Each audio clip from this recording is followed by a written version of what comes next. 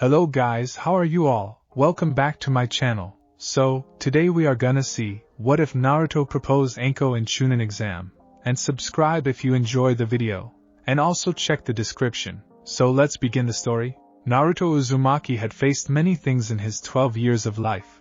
Loneliness, ramen shortages, Sasuke's insufferable superiority complex. But nothing quite prepared him for the absolute nightmare that was the second stage of the Chunin exams. Giant centipedes? Check. Murderous rain genin? Check. Trees so tall they seem to scratch the sky itself? Double check. And yet, despite the blood pounding in his ears and the scratches covering his arms, Naruto couldn't help but feel alive. This was it. This was what being a ninja was really about. Not academy lectures or D-rank missions picking up trash. This was real, dangerous, and exactly what he'd been waiting for. Naruto, would you please stop grinning like an idiot? Sakura hissed from behind him, her voice sharp with anxiety. We're in enemy territory. Come on, Sakura-chan. Naruto whispered back, though his version of whispering could probably be heard 3 clearings over. This is awesome. We're really doing it. We're gonna pass this exam and become Chunin, and then everyone will have to. Shut up, Sasuke cut in coldly, his Sharingan activated and scanning their surroundings. Something's wrong. Naruto opened his mouth to argue, because that's what he did with Sasuke, but then he felt it too. A presence.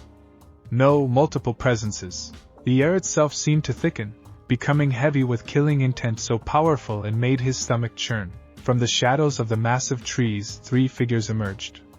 Rain headband protectors gleamed dully in the filtered sunlight. The leader, a tall man with a sword strapped to his back, smiled with too many teeth. Well, Konoha Genin. And such young ones too. Naruto's hand instinctively went to his kunai pouch, but before he could move, Sasuke held up a hand. The Uchiha's face was pale but determined. Stay back, he ordered. I'll handle this. What? No way. Naruto protested. We're a team, we fight together, but the rain ninja were already moving. What happened next was a blur of steel and jutsu. Naruto threw himself into the fight with his characteristic recklessness, creating shadow clones left and right. Sakura tried to protect their scroll while Sasuke engaged the leader. It was chaos. It was terrifying. It was everything Naruto had trained for, and yet nothing like he'd imagined. A kunai sliced across his cheek. An explosion jutsu sent him flying into a tree trunk, knocking the wind from his lungs. Through watering eyes, he saw Sasuke get kicked hard enough to crater the ground. Sakura screamed, No. No. We can't lose. Not here. Not now. Naruto forced himself to his feet, even as his ribs screamed in protest. He had to do something. He had to. A new presence erupted into the clearing, and this one made the rain ninja feel like a gentle breeze compared to a hurricane. Well. What do we have here? The voice was feminine, amused, and carried an edge of violence that made even the rain ninja pause. Naruto looked up to see a woman perched on a tree branch above them. She wore a tan overcoat over mesh armor, her purple hair wild and short. But it was her eyes that caught his attention, dark, sharp, and filled with a barely contained chaos that somehow reminded him of himself. This is a closed exam area, boys, the woman continued, her grin wide and dangerous. You wouldn't be trying to cheat, would you? The rain ninja leader's confident expression crumbled. That's Anko Midarashi. Oh, you've heard of me. The woman, Anko, sounded delighted. How sweet. Now, you have exactly 5 seconds to get the hell out of my forest before I show you why they call it the Forest of Death. 1. The rain ninja didn't wait for 2. They vanished into the foliage so fast Naruto almost didn't see them go. Anko dropped from her perch, landing in front of Team 7 with the grace of a cat. Up close, Naruto could see she was probably in her mid-20s, with a wild energy that seemed barely contained beneath her skin. She looked them over, her expression shifting from amusement to assessment. You kids okay? She asked, though her tone suggested she already knew the answer. Pretty gutsy, taking on 3 Chunin-level opponents. Stupid but gutsy. We had it under control, Sasuke muttered, though he was clearly in pain. Sure you did, Uchiha. Anko's grin widened. That's why you were about to become a crater, right? Before Sasuke could retort, Naruto found his voice. That was so cool. The way you just appeared and scared them off with just your presence. And you're one of the examiners, right? Anko Mitarashi? That's such a cool name. It sounds like Naruto. Sakura grabbed his collar. Don't bother the examiner, but Anko was laughing, a genuine sound that seemed surprised out of her. Well, at least one of you has some energy left. Yeah, kid, I'm Anko Mitarashi, proctor of this exam. And you're the famous Naruto Uzumaki, aren't you? The one who spray-painted the Hokage monument? Naruto felt his face heat up, but he couldn't tell if it was from embarrassment or pride. Why yeah. That's me. I'm gonna be Hokage someday, believe it. Hokage, huh? Anko crouched down to his eye level, studying him with an intensity that should have been uncomfortable but somehow wasn't. That's a pretty big dream for a prankster genin. It's not just a dream. Naruto insisted. I'm gonna do it. I'm gonna be the greatest Hokage ever, and then everyone will have to acknowledge me. Something flickered in Anko's eyes, recognition, maybe, or understanding. Her grin softened into something that might have been a smile. You know what, kid? I believe you might just be crazy enough to pull it off. Naruto felt his chest swell with an emotion he couldn't quite name. Here was someone, a real jonin, an examiner, someone important, who didn't laugh at his dream. Who looked at him and saw possibility. His mouth opened before his brain could catch up. Marry me. The forest went silent. Sakura made a strangled noise somewhere between a gasp and a shriek. Sasuke's eyes widened in what might have been the first genuine expression of shock Naruto had ever seen on his face. And Anko just stared at him, her mouth slightly open, completely frozen. What? Sakura finally found her voice, which came out at a pitch that probably scared away every animal within a mile radius. Naruto, what is wrong with you? Naruto's brain finally caught up with his mouth, and he felt his entire face turn red. But he couldn't take it back now, could he? That wasn't his way. When Naruto Uzumaki said something, he meant it, even if he wasn't entirely sure what he meant. I mean it. You're cool and strong and you didn't laugh at my dream and you have awesome hair and kid. Anko's voice was strangled, like she was trying very hard not to laugh or possibly scream. Do you even know what marriage is? Of course I do. Naruto shot back, though honestly, his knowledge came mostly from reading the back covers of Kakashi-sensei's books when the Jonin wasn't looking. It's when two people team up for life because they're awesome together. Like the first and second Hokage. Wait, they weren't married. Like teammates but forever. Anko pressed a hand to her face, her shoulders shaking. For a horrible moment, Naruto thought she was crying, but then he realized she was laughing. Not mocking laughter, but genuine, slightly hysterical laughter that echoed through the clearing. Oh my god, she wheezed between laughs. Oh my god, you're serious. You're actually serious right now. I'm always serious. Naruto declared, even though he was pretty sure his face might actually catch fire from embarrassment. You're amazing, and I want you to teach me stuff and believe in me and that's called having a mentor, you absolute walnut. Sakura shrieked, finally recovering from her shock enough to punch Naruto hard enough to send him sprawling. Not a wife. A mentor. Naruto sat up, rubbing his head where a new bump was already forming. Isn't that the same thing? No. Anko had collapsed to her knees, laughing so hard she could barely breathe. This is the best thing that's happened to me in years, she gasped out. Kid, you just, oh, Kami? I don't see what's so funny, Naruto muttered, crossing his arms. I meant it as a compliment. I know you did. Anko wiped tears from her eyes, her laughter finally subsiding into giggles. That's what makes it so, God, I needed that. I really needed that. She took a deep breath, composing herself, though her grin remained wide. Okay, Naruto Uzumaki. Let me make sure I understand this. You want me to marry you, which in your mind means I become your permanent teacher and believe in your dreams? Yeah. Naruto nodded enthusiastically, relief flooding through him that she seemed to understand. Exactly. Well, I'm flattered. Truly. Anko stood up, brushing dirt from her coat. But I don't think that's how marriage works, and you're definitely too young for me. Like by a decade and a bit. That's a hard pass on the marriage front. Naruto's face fell. Oh, but, Anko continued, and something in her tone made him look up. Her expression had shifted into something more serious, more genuine. I like you, kid. You've got spirit, and anyone brave enough, or stupid enough, to propose to someone they just met in the middle of a Death Forest exam deserves some respect. So how about this?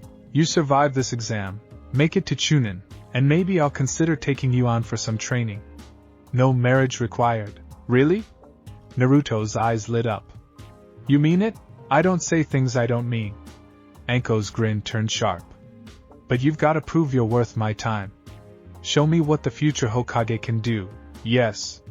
Naruto pumped his fist in the air, all embarrassment forgotten. You're gonna see. I'm gonna ace this exam and become the best. Naruto, Sasuke interrupted, having finally recovered from his shock. We still need to get our scroll and make it to the tower. Oh, right. Naruto jumped to his feet, wincing as his injuries reminded him they existed. The exam. Come on, guys. We've got this. Anko watched them prepare to leave, her expression unreadable. Just as they were about to leap back into the trees, she called out. Hey, kid. Naruto turned back. Yeah? For what it's worth. Anko's smile was smaller now, almost gentle. I think you're gonna be one hell of a Hokage someday. Naruto's grin could have lit up the entire forest. Believe it! As Team 7 disappeared into the foliage, Anko stood alone in the clearing, that small smile still playing at her lips. She pressed a hand to her chest, feeling something unfamiliar there, something warm and almost painful in its intensity. Well, Anko, she murmured to herself. What the hell was that about? Later that evening, as the sun painted the sky in shades of orange and red, Anko sat in the monitoring room with the other exam proctors. Screens showed various teams struggling through the forest, fighting for scrolls and survival. But Anko's attention kept drifting to one screen in particular. Team 7 had acquired their scroll, through a combination of Sasuke's strategy, Sakura's surprising tactical insight, and Naruto's sheer stubborn refusal to give up. They were battered, exhausted, and still bickering, but they were moving toward the tower. You seem distracted, Ibiki Marino commented from beside her. The scarred Jonin was infamous for his interrogation techniques, but he was also observant as hell. Something happened in your sector? Nothing important, Anko said automatically. Then, because lying to Ibiki was pointless, she added, just met an interesting genin. The Uzumaki kid? Ibiki's expression didn't change, but there was a note of curiosity in his voice. The one who proposed to you. Anko's head snapped toward him. How do you already know about that? The Uchiha talked. Apparently, he was so shocked he told 3 different people. Ibiki's mouth twitched in what might have been amusement on anyone else. It's already spreading through the exam staff. Of course it is, Anko groaned, sliding down in her chair. I'm never going to live this down. It's oddly fitting, though, Ibiki continued. You've always been drawn to chaos. He's 12, and he wants you to be his teacher, from what I heard. Not actually his wife. Ibiki glanced at her. You could do worse for a student. Anko wanted to argue, but she couldn't find the words. Instead, she watched the screen as Naruto helped Sakura over a fallen log, his face determined despite his obvious exhaustion. There was something about him, something familiar and yet entirely unique. A determination that felt less like naivety and more like unshakable will. He reminds you of someone, Ibiki said quietly. Anko stiffened. Don't. I'm just saying, don't. Anko's voice was sharp enough to cut. He's nothing like Orochimaru. Nothing. Ibiki raised his hands in surrender. I wasn't going to say that. I was going to say he reminds you of yourself. Before. Such a small word for such a massive divide in her life. Before Orochimaru's betrayal. Before she became the village's cautionary tale. Before she learned that the people you admired most could turn out to be monsters. Maybe, Anko admitted quietly. Maybe that's why I said what I said. On the screen, Naruto was arguing with Sasuke about something, his gestures animated despite his exhaustion. Even through the silent feed, his energy was palpable. "The kid's got potential," Ibiki said. "Could be good for you to have someone look up to you again. Someone who doesn't see you as Orochimaru's student." "He doesn't know," Anko said. "He doesn't know about any of that." "Maybe that's better." Ibiki stood, preparing to make his rounds. "Maybe you need someone who sees you for who you are now, not who you were connected to." After he left, Anko remained in her chair, watching Team 7's progress. They were going to make it to the tower, she was certain. And when they did, "Damn it," she muttered to herself. "I actually meant that, didn't I?" About training him. The curse mark on her neck throbbed, a constant reminder of her greatest failure, her greatest shame. But looking at Naruto's determined face on the screen, Anko felt something else stir beneath the pain, something that felt dangerously like hope. "You better survive this, kid," she said to the screen. "Because if you think I'm letting you off the hook for that proposal, you've got another thing coming." Team 7 burst through the doors of the tower 3 days later, covered in mud, blood, and what Naruto swore was giant spider web but refused to elaborate on. They were alive. They were together, and they had both scrolls. As they opened the scrolls in the designated room, Iruka appeared in a swirl of smoke, his expression a mixture of pride and relief that made Naruto's chest tight. "Congratulations," Iruka said warmly. "You've passed the second stage of the Chunin exams." "Yes." Naruto pumped his fist, then immediately regretted it as his bruised ribs protested. "We did it! We actually did it!" Barely, Sasuke muttered, but even he looked satisfied. Sakura just collapsed against the wall, looking like she might sleep for 3 days straight. Iruka smiled at them, that proud teacher expression that made Naruto feel like he'd swallowed the sun. But then Iruka's attention focused on Naruto specifically, and his expression turned complicated. "Naruto, is there something you'd like to tell me about an incident in the forest?" Naruto's mind raced. There had been so many incidents. The centipede? The mudslide? The thing with the explosive tags that technically wasn't his fault? Which one? The one where you allegedly proposed marriage to Anko Mitarashi? Sasuke snorted. Sakura's eyes snapped open, suddenly very awake. And Naruto felt his face catch fire all over again. It wasn't. I didn't mean it like that. Naruto stammered. "I just wanted her to teach me stuff. I didn't know that wasn't what marriage was." "Naruto." Iruka pinched the bridge of his nose. "We had a whole class on different types of relationships. How did you miss that?" "I might have been asleep for that one," Naruto admitted quietly. Before Iruka could launch into the lecture Naruto could see building, a new voice interrupted from the doorway. "Don't be too hard on him, Iruka. The kid was just being enthusiastic." Anko leaned against the doorframe, looking far too amused for Naruto's comfort. She changed clothes since their encounter, now wearing her standard uniform, but her grin was just as wild. "Anko-san," Iruka said, and there was a warning note in his voice. "Please don't encourage him." "Who, me? I would never." Anko pushed off the doorframe and sauntered into the room. Her gaze swept over Team 7, assessing. "Looks like you kids made it in one piece. More or less. I'm impressed." "We're awesome," Naruto declared, his embarrassment temporarily forgotten in the face of her approval. "We fought off like 1,000,000 enemies." 3, Sasuke corrected. "We fought off 3 separate teams." "Same thing." Anko's laugh was sharp and genuine. "You've got heart, kid. I'll give you that." She moved closer, and Naruto noticed she moved like a predator, all coiled energy and barely contained violence. "So, still want that training? Or have you come to your senses?" Naruto's jaw set in determination. "I want it. I'm gonna be Hokage, and that means I need to learn from the best." "And you're one of the best, right?" "That depends on who you ask," Anko said, and for a moment, something dark flickered across her expression. But then it was gone, replaced by that sharp grin. "But yeah, kid. In my field, I'm the best." "Then teach me." Naruto bowed, which he knew was more formal than his usual style, but this felt important. "Please. I'll work really hard, and I won't complain, and..." "Naruto," Anko interrupted. "Straighten up. You look ridiculous. He did, finding her watching him with an expression he couldn't quite read. You want to learn from me, she said slowly. You need to understand something first. I'm not nice. I'm not patient. And I don't do the whole nurturing teacher thing. You screw up, I'll tell you. You slack off, I'll make you regret it.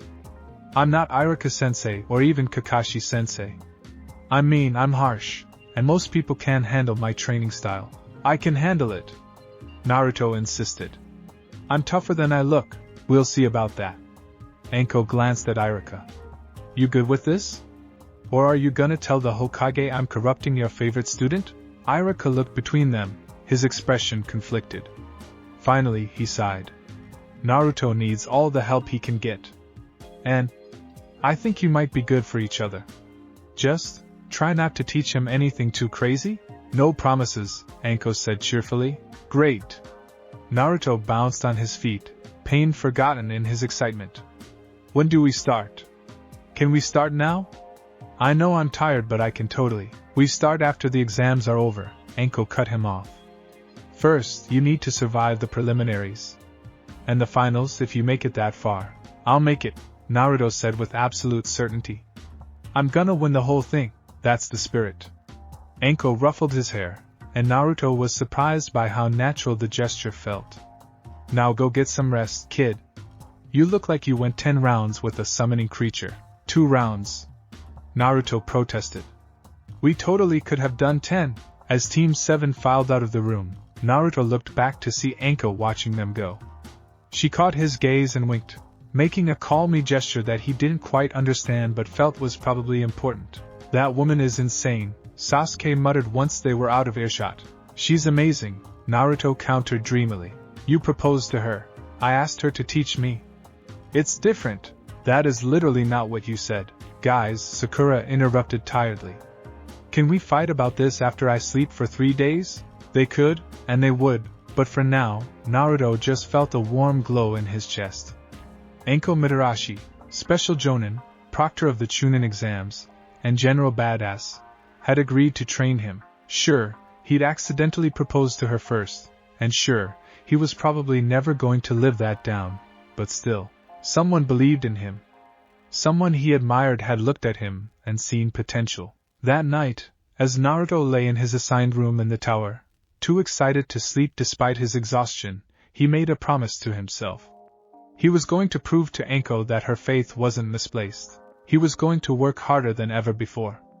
And someday, when he was Hokage, he'd make sure everyone knew that Anko Mitarashi helped make him who he was. Though maybe he'd leave out the proposal part in that story. Probably. In her own apartment across the village, Anko sat at her kitchen table with a bottle of sake, staring at nothing in particular. The curse mark on her neck throbbed with phantom pain, as it often did when she thought about her past. What are you doing, Anko? She asked herself quietly. Taking on a genin student? You. But she could still see Naruto's face. So earnest, so determined, so absolutely certain that she was worth looking up to. It had been years since anyone looked at her like that. Years since she felt like anything other than a cautionary tale and Orochimaru's biggest failure. The kid didn't know about her past.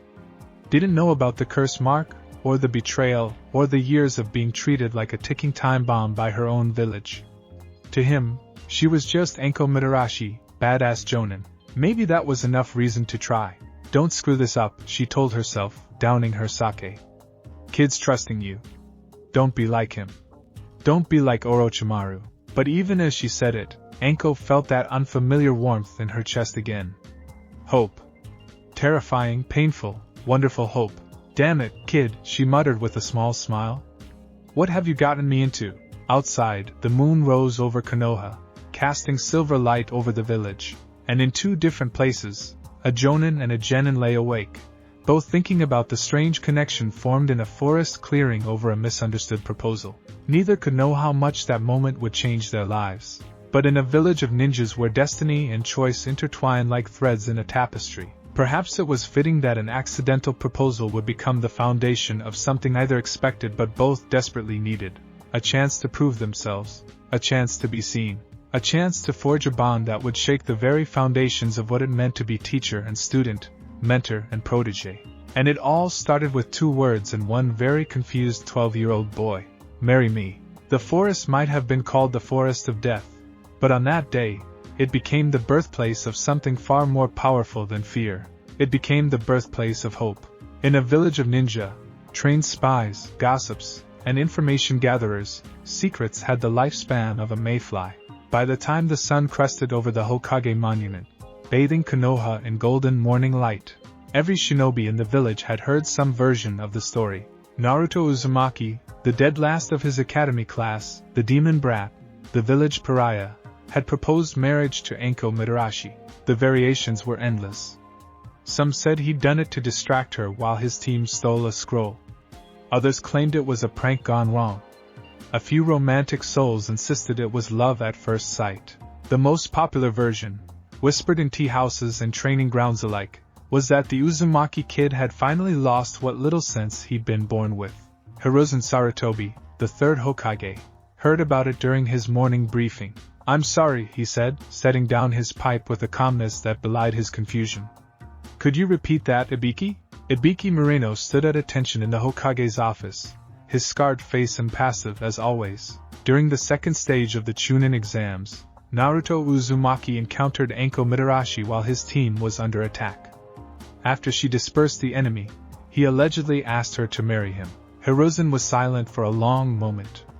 Then, despite the weight of his years and responsibilities, despite the invasion threats and political pressures currently plaguing his village, he laughed. It started as a chuckle, then grew into a full-bodied laugh that shook his shoulders. "Oh, Naruto," he wheezed, wiping tears from his eyes. "That boy never fails to surprise me." "The incident has already spread throughout the village," Ibiki continued, professional as ever.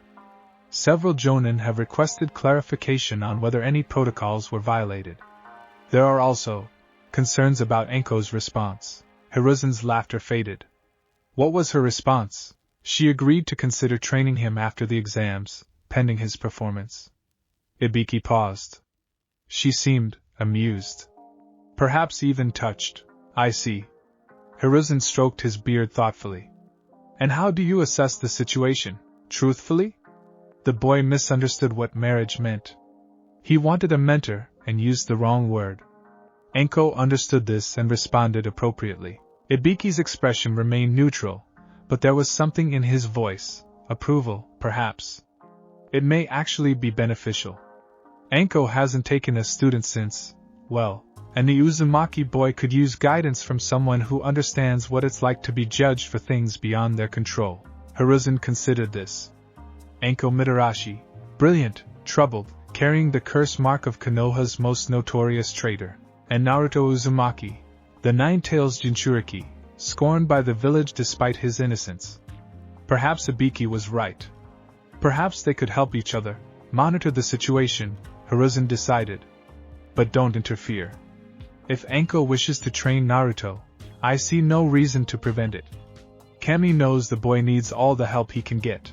Understood, Hokage-sama? After Ibiki left, Hiruzen turned to his window, gazing out over the village he'd sworn to protect. Somewhere out there, Naruto was probably just waking up, blissfully unaware of the storm his impulsive words had created. "Minato, Kushina," Hiruzen murmured to ghosts only he could hear. "Your son certainly inherited your wife's impulsiveness. And possibly her taste in case." Naruto woke to someone pounding on his door. "Naruto! Open up right now," he groaned, pulling his pillow over his head. His entire body ached from the forest of death, and his brain felt fuzzy with exhaustion. "Go away! It's too early! It's noon!" That made him crack when I open.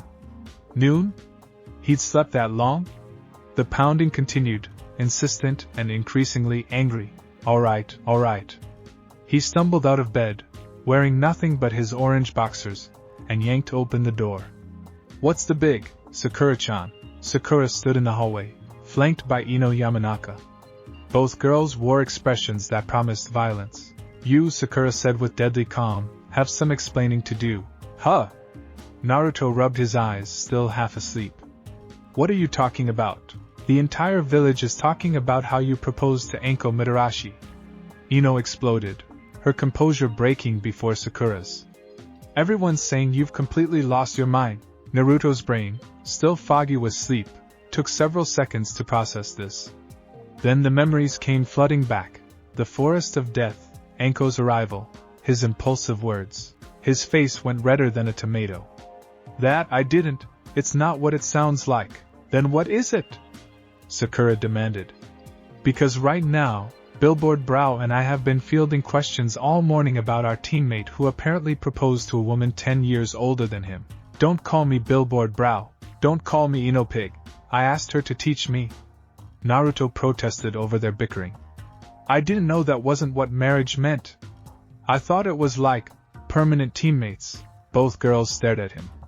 The anger on their faces slowly transformed into something worse, pity. Naruto, Sakura said gently, which was somehow more terrifying than her yelling. Did you sleep through the entire relationship dynamics class at the academy? Maybe? Naruto hedged. There were a lot of boring classes. Ino pressed a hand to her face. Okay. So you legitimately didn't know what you were saying. That's actually better than the alternatives. But Naruto, you need to fix this. Do you have any idea what people are saying? I don't care what people say about me, Naruto said automatically. It was practically his motto at this point. Well, maybe you should care what they're saying about Anko-san. Sakura shot back. Some people are saying she took advantage of you, or that she's corrupting you, or what? Naruto's confusion turned to anger. That's stupid. Anko-ne-chan didn't do anything wrong. She was nice to me. She believed in my dream, Anko-ne-chan? Ino repeated, latching onto the honorific. You're already calling her that? Well, yeah. She's gonna be my teacher, right? That makes her like big sister? Or something? Naruto frowned. Wait, what should I call her? The girls exchanged glances that conveyed an entire conversation Naruto couldn't begin to parse. Just get dressed, Sakura sighed. We're going to Ichiraku's, and you're going to explain exactly what happened. Every detail. But I'm hungry. We're literally going to a ramen stand. Oh. Right. Okay. 20 minutes later, Naruto sat at Ichiraku Ramen, flanked by Sakura and Ino, working his way through his second bowl of miso while recounting the events in the Forest of Death. Around them, other villagers ate their meals, and Naruto didn't miss the way they whispered and pointed. So you see, he said around a mouthful of noodles, I just wanted her to teach me stuff. Like Kakashi-sensei does, but you know, someone who's actually around. That's actually kind of sweet, Ino admitted grudgingly. Stupid but sweet.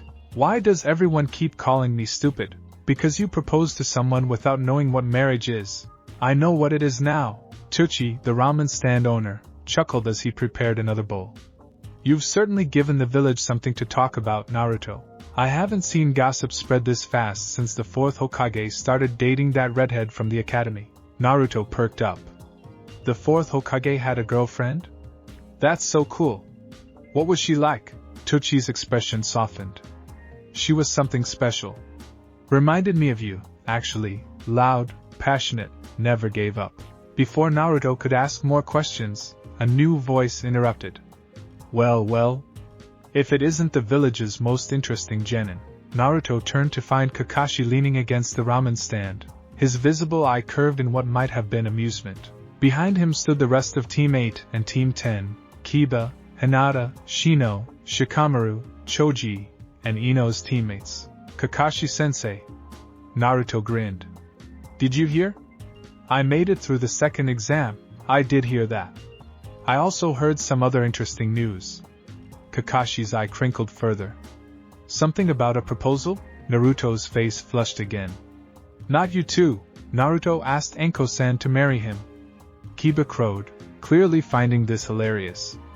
That's the gutsiest, or dumbest, thing I've ever heard. It was a misunderstanding. Naruto protested. That's what they all say, Kiba laughed. Hinata, standing quietly at the edge of the group, spoke up softly. I think it's kind of sweet that Naruto-kun wants to learn from Anko-san. She's very strong. Hinata-chan gets it. Naruto beamed at her, not noticing how her face went bright red. Thank you? Troublesome, Shikamaru muttered, hands in his pockets. Only you could cause this much chaos by accident, Naruto. I didn't mean to cause chaos. Yet Capes finds you anyway, Shino observed from behind his high collar. Why? Because Chaos and Naruto Uzumaki are attracted to each other like bugs to light. Are you calling me a bug? No. I'm saying you're attractive to Chaos.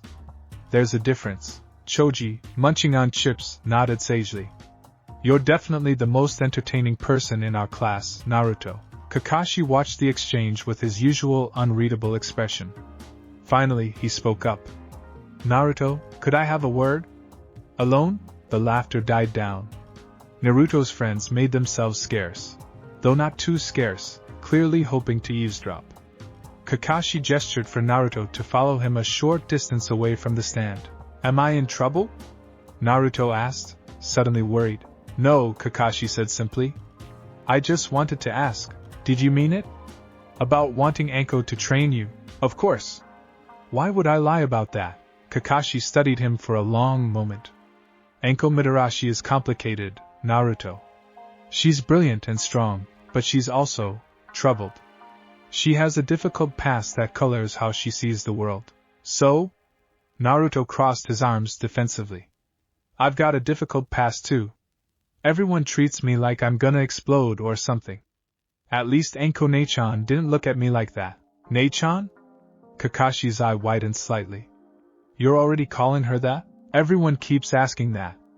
Is it wrong? No, it's just unexpected. Kakashi's posture shifted, becoming more serious. Naruto, I need you to understand something. If Anko does agree to train you, she's not going to go easy on you. She's known for being harsh. Good. Naruto's eyes blazed with determination. I don't want easy. I want to get stronger. I want to be Hokage. A sound that might have been a laugh escaped Kakashi. You know what? I think you and Anko might actually be perfect for each other. You're both stubborn, reckless, and too determined for your own good. Is that a compliment? Take it however you want. Kakashi ruffled Naruto's hair. Just be careful, okay? And Naruto? For what it's worth, I think it's good that you're reaching out for more training. It shows maturity. Really? Naruto's face lit up. Really? Though next time, maybe learn what words mean before you use them. Yeah? Everyone's a comedian. As Kakashi walked away, Naruto returned to his ramen, where his friends immediately bombarded him with questions. But through the chaos and teasing, Naruto felt a warm glow in his chest. Sure, everyone was making fun of him, but that was normal. What wasn't normal was Kakashi-sensei complimenting him, and Hinata defending him, and even Shikamaru, in his own lazy way, seeming impressed. Maybe this whole mess wasn't so bad after all. In the Hokage Tower, a different conversation was taking place. Absolutely not. Might Guy stood in front of Hiruzen's desk, his usual exuberance replaced by unusual seriousness. Beside him stood Kurenai Yuhi and Asuma Sarutobi, the Jonin instructors of the other rookie teams. I understand your concerns, Hiruzen said patiently. But, with all due respect, Hokage-sama, Kurenai interrupted, Anko Mitarashi has no experience training genin. She's known for being volatile. She's also one of our best interrogation specialists and tracking experts, Asuma countered, playing devil's advocate despite his own reservations. The kid could learn a lot from her. The kid could also learn some very bad habits, Guy argued. Anko-san is brilliant, yes, but she's also reckless, violent, and has a reputation for taking unnecessary risks. Those are not qualities we want to encourage in Naruto, who already has impulse control issues. Hiruzen sighed, suddenly feeling every one of his years. And yet, Anko volunteered. She never volunteers to train anyone. Doesn't that suggest something? The three Jonin exchanged glances. It suggests she saw something in the boy, Kurenai admitted reluctantly. But that doesn't mean it's a good idea to encourage this connection. Why not? Hiruzen asked simply. Give me one good reason why Anko shouldn't train Naruto, beyond your personal feelings about her methods. Silence filled the office. She bears Orochimaru's curse mark, Guy said quietly.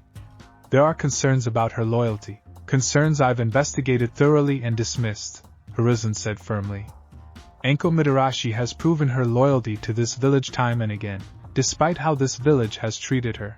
If anything, that makes her more trustworthy, not less. But the boy, Kurenai started. The boy needs someone who understands what it's like to be judged unfairly. Hiruzen interrupted, his voice taking on an edge of steel. Someone who knows what it means to carry a burden you didn't ask for. Someone who won't treat him like he's fragile or dangerous, but like he's a shinobi with potential. He leaned forward. Tell me, which of you has made Naruto feel that way? The Jonin had no answer. Kakashi tries, Asuma said defensively. But he's got his own issues. Precisely. We all have issues. Anko's are simply more visible. Hiruzen softened his tone. I'm not ordering Anko to train Naruto, nor am I forbidding it. I'm simply allowing nature to take its course. If they help each other grow, then Konoha benefits. If it doesn't work out, we'll address it then. And if Anko's instability affects the boy negatively? Kurenai pressed. Then I trust you three, and Kakashi, to help guide him back on track. Hiruzen smiled slightly. Naruto has more people looking out for him than he realizes. He'll be fine. After the Jonin left, Hiruzen returned to his paperwork. But his mind wasn't on the reports in front of him. Instead, he thought about a young woman with a curse mark on her neck and a young boy with a demon in his belly. Both outcasts. Both trying desperately to prove themselves worthy of the village's acceptance. Perhaps, he murmured, they're exactly what each other needs. Anko heard the gossip everywhere she went. The market. The training grounds. The damn bathroom at headquarters. Everyone had an opinion about her, and the Uzumaki kid. Most weren't kind. Taking advantage of that poor boy. Always knew she was trouble. Probably just like her master. That last one made her stop dead in her tracks. She turned slowly to face the speaker, a Chunin she vaguely recognized from the mission assignment desk. He paled when he saw her expression. You want to repeat that? Anko asked pleasantly. Too pleasantly. I didn't mean. No, go ahead. Say it again. Say I'm like Orochimaru. Her smile was all teeth and no warmth. I'd love to hear it. The Chunin wisely chose to flee. Anko continued walking, her good mood from the previous day completely evaporated. Of course this was how the village would react. A 12-year-old boy shows interest in her as a teacher, and suddenly she's the villain. Never mind that she'd done nothing inappropriate. Never mind that she'd actually tried to do something good for once. Mitarashi-san. Anko turned to find Irika jogging toward her. Great. More judgment. But Irika's expression was concerned, not accusatory. Are you okay? I heard some of the things people are saying. I'm fine, Anko said automatically. You don't look fine. Well, that's because I'm contemplating murder. Anko-san, relax, sensei. I won't actually kill anyone. She paused. Probably. Irika sighed. For what it's worth, I think you'd be good for Naruto. He needs someone who won't coddle him. Anko blinked, genuinely surprised. You're not gonna tell me to stay away from him? Why would I do that? Irika looked confused. You're a loyal Konoha shinobi, a skilled jonin, and you actually seem to connect with him. That's more than most people manage with Naruto. Something in Anko's chest loosened. Huh. You're surprisingly reasonable for a school teacher. I try. Irika smiled. Just be patient with him, okay? He acts tough, but he's more fragile than he lets on.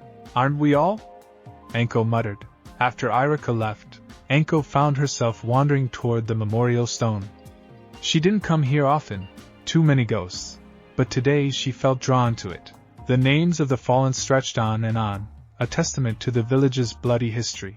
What am I doing? She asked the stone. Taking on a genin student? Me?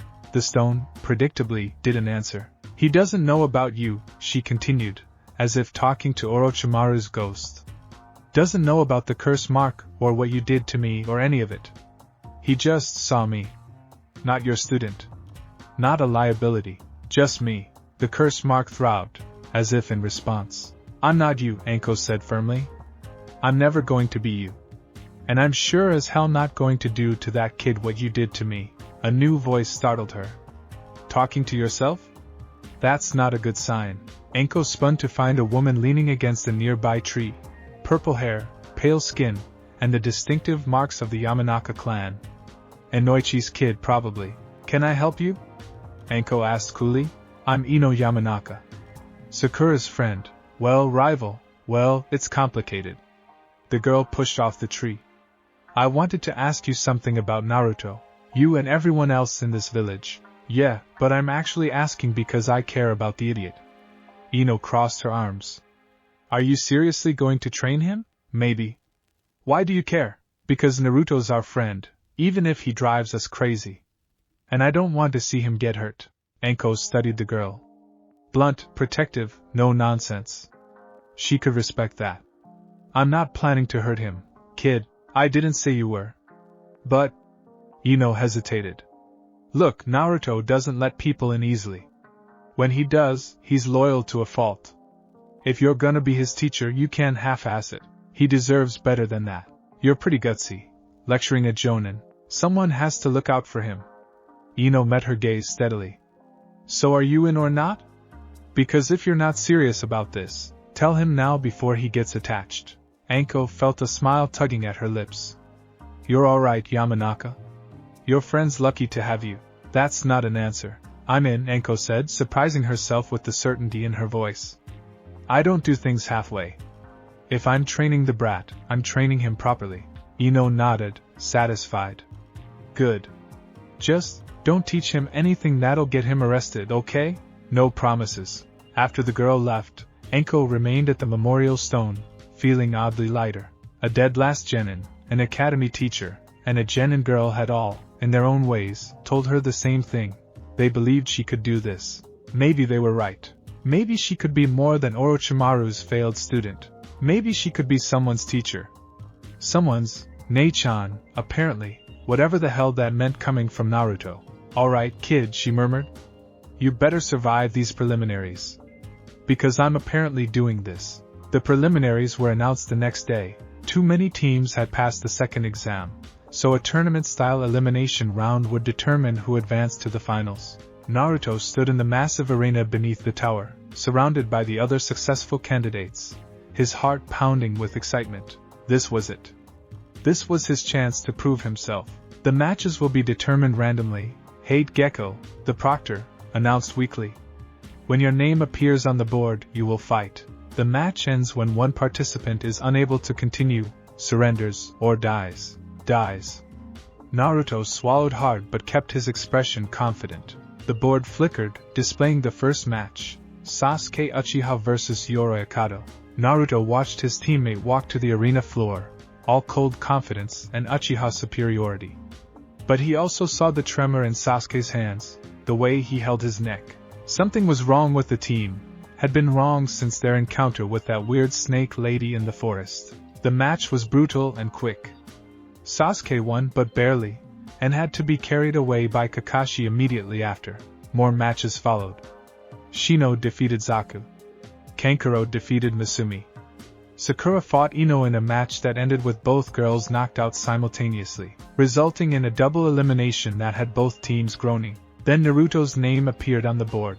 Naruto Uzumaki vs Kiba Inuzuka. Alright. Naruto pumped his fist. I'm gonna win this. You're gonna lose, dead last. Kiba called back, grinning fiercely. Akamaru barked from his shoulder. Me and Akamaru are gonna wipe the floor with you. Naruto descended to the arena floor, his heart racing. In the stands he could see his friends watching. Somewhere up there, he knew Anko was watching too. Time to show them what he could do. Begin! Hate announced. Kiba came at him fast, Akamaru transforming into a copy of his master. The twin attacks were relentless, but Naruto had trained for this. He created shadow clones, matching Kiba's numbers. The fight was chaotic, fast-paced, and absolutely thrilling. Kunai flew. Clones dispersed. Akamaru's keen nose versus Naruto's unpredictability. Then Kiba and Akamaru launched their ultimate technique, Fang over Fang, twin tornadoes of claws and fury. Naruto grinned. My turn! Naruto Uzumaki Barrage. He'd learned this from watching Sasuke's Lion Barrage. Multiple shadow clones launched Kiba into the air, then Naruto delivered a devastating series of blows, ending with a final kick that sent Kiba cratering into the arena floor. When the dust cleared, Kiba was unconscious. Akamaru whimpered, licking his partner's face. Winner, Naruto Uzumaki. Hate declared. Naruto stood in the center of the arena, breathing hard, his fist raised in victory. The crowd was silent for a moment, then erupted into shocked applause. He'd done it. He'd actually done it. As medics carried Kiba away, Naruto looked up at the stands. His eyes found Anko, who was leaning against the railing with a massive grin on her face. She gave him a thumbs up. Naruto felt like he could fly. That evening, as the sun set over Konoha, Naruto found himself summoned to Training Ground 44, the Forest of Death. He arrived to find Anko waiting, sitting on a tree stump with her usual wild grin. "Not bad, kid," she said as he approached. "You actually won. I told you I would." Naruto beamed. "Did you see that final combo?" "I totally. Yeah, it was awesome. Very impressive." Anko stood, stretching. "You ready for your first lesson?" Naruto's eyes went wide. "Right now? But the finals aren't for a month." "Exactly. Which means we have 1 month to turn you from a lucky brawler into an actual shinobi." Anko's grin turned predatory. "Hope you weren't planning on sleeping much." "I'm ready for anything," Naruto declared, though internally he was already regretting his confidence. "Good." Anko pulled out a scroll. "Because we're gonna start with the basics. And by basics, I mean I'm gonna teach you everything the academy should have taught you but didn't." "Like what?" "Like how to actually throw a kunai straight. How to hide your presence. How to think before you act." Anko's expression softened slightly. "And maybe if you prove you can handle it, some of my personal techniques." Naruto felt tears prick his eyes, which was stupid and embarrassing, but he couldn't help it. Someone actually good, wanted to teach him. Believed in him enough to invest time in him. "Thank you," he said quietly. "Anko-ne-chan." Anko blinked, clearly not expecting the honorific to stick. For a moment, her mask of confidence slipped, revealing something vulnerable underneath. Then she ruffled his hair roughly. "Don't thank me yet, brat. You might hate me by the end of this." "I won't," Naruto said with absolute certainty. "We'll see." Anko's grin returned. "Now drop and give me 50 push-ups. Your form during that fight was terrible." As Naruto hit the ground and started his push-ups, complaining loudly the entire time, Anko watched with an expression caught between amusement and something deeper. The village was still talking. Still judging. Still assuming the worst. But here, in the Forest of Death where it all began, teacher and student began their journey together, and neither of them could know just how much they would change each other's lives. But they were about to find out. Without the artificial pressure of scrolls and enemy teams, the Forest of Death revealed its true nature. A massive wilderness teeming with life, both beautiful and deadly. Morning mist clung to the massive trees like ghostly fingers, and somewhere in the distance, a creature roared its challenge to the rising sun. Naruto arrived exactly on time, which for him was a minor miracle. He barely slept, too excited about his first real training session with Anko. His apartment had felt too small to contain his energy, so he'd spent half the night doing push-ups and practicing his kunai throws against his wall, which his neighbors had complained about. But whatever. Anko was already there, of course. She stood in a small clearing, surrounded by what looked like an obstacle course from hell. Wooden posts jutted from the ground at irregular intervals. Rope nets hung between trees. Targets were pinned to trunks at various heights. And in the center of it all, Anko waited with a grin that promised pain. "You're late," she said. Naruto checked the sky. The sun had barely crested the horizon. "You said dawn." "This is dawn." "Dawn is when the sun touches the horizon, not when it's fully up. That's sunrise." Anko's grin widened. 20 laps around the clearing. "Go." "What?" "But I just, 40 laps. Keep arguing and I'll make it 60. Naruto wisely shut his mouth and started running. By lap 15, his lungs were burning. By lap 30, his legs felt like jelly. By lap 40, he was seriously questioning his life choices. But he finished, collapsing in a heap at Anko's feet. "Not bad," Anko said, which coming from her felt like high praise. "Most genin would have quit at 20. You've got stamina, I'll give you that." "Thanks," Naruto wheezed. "That wasn't a compliment." Stamina without technique is just the ability to fail for longer. Anko crouched beside him. On your feet, kid. We're just getting started. Naruto groaned but obeyed, forcing his protesting muscles to cooperate. Anko walked him to the first station, a collection of kunai, shuriken, and senbon, along with several targets at varying distances. Show me your throw, she ordered. Naruto grabbed a kunai, took aim at the nearest target, and threw. The blade hit the outer ring, barely sticking in the wood. Anko was silent for a long moment. Then again, he threw another. Same result, again, and another. Okay, stop. Anko held up a hand. That was painful to watch. Do they teach you nothing at the academy? I passed the graduation exam. Naruto protested. Barely, from what I heard. And clearly they passed you on enthusiasm rather than skill. Anko picked up a kunai, weighing it in her hand. Watch carefully. I'm only showing you this once. She moved into a throwing stance. Her body coiled like a spring.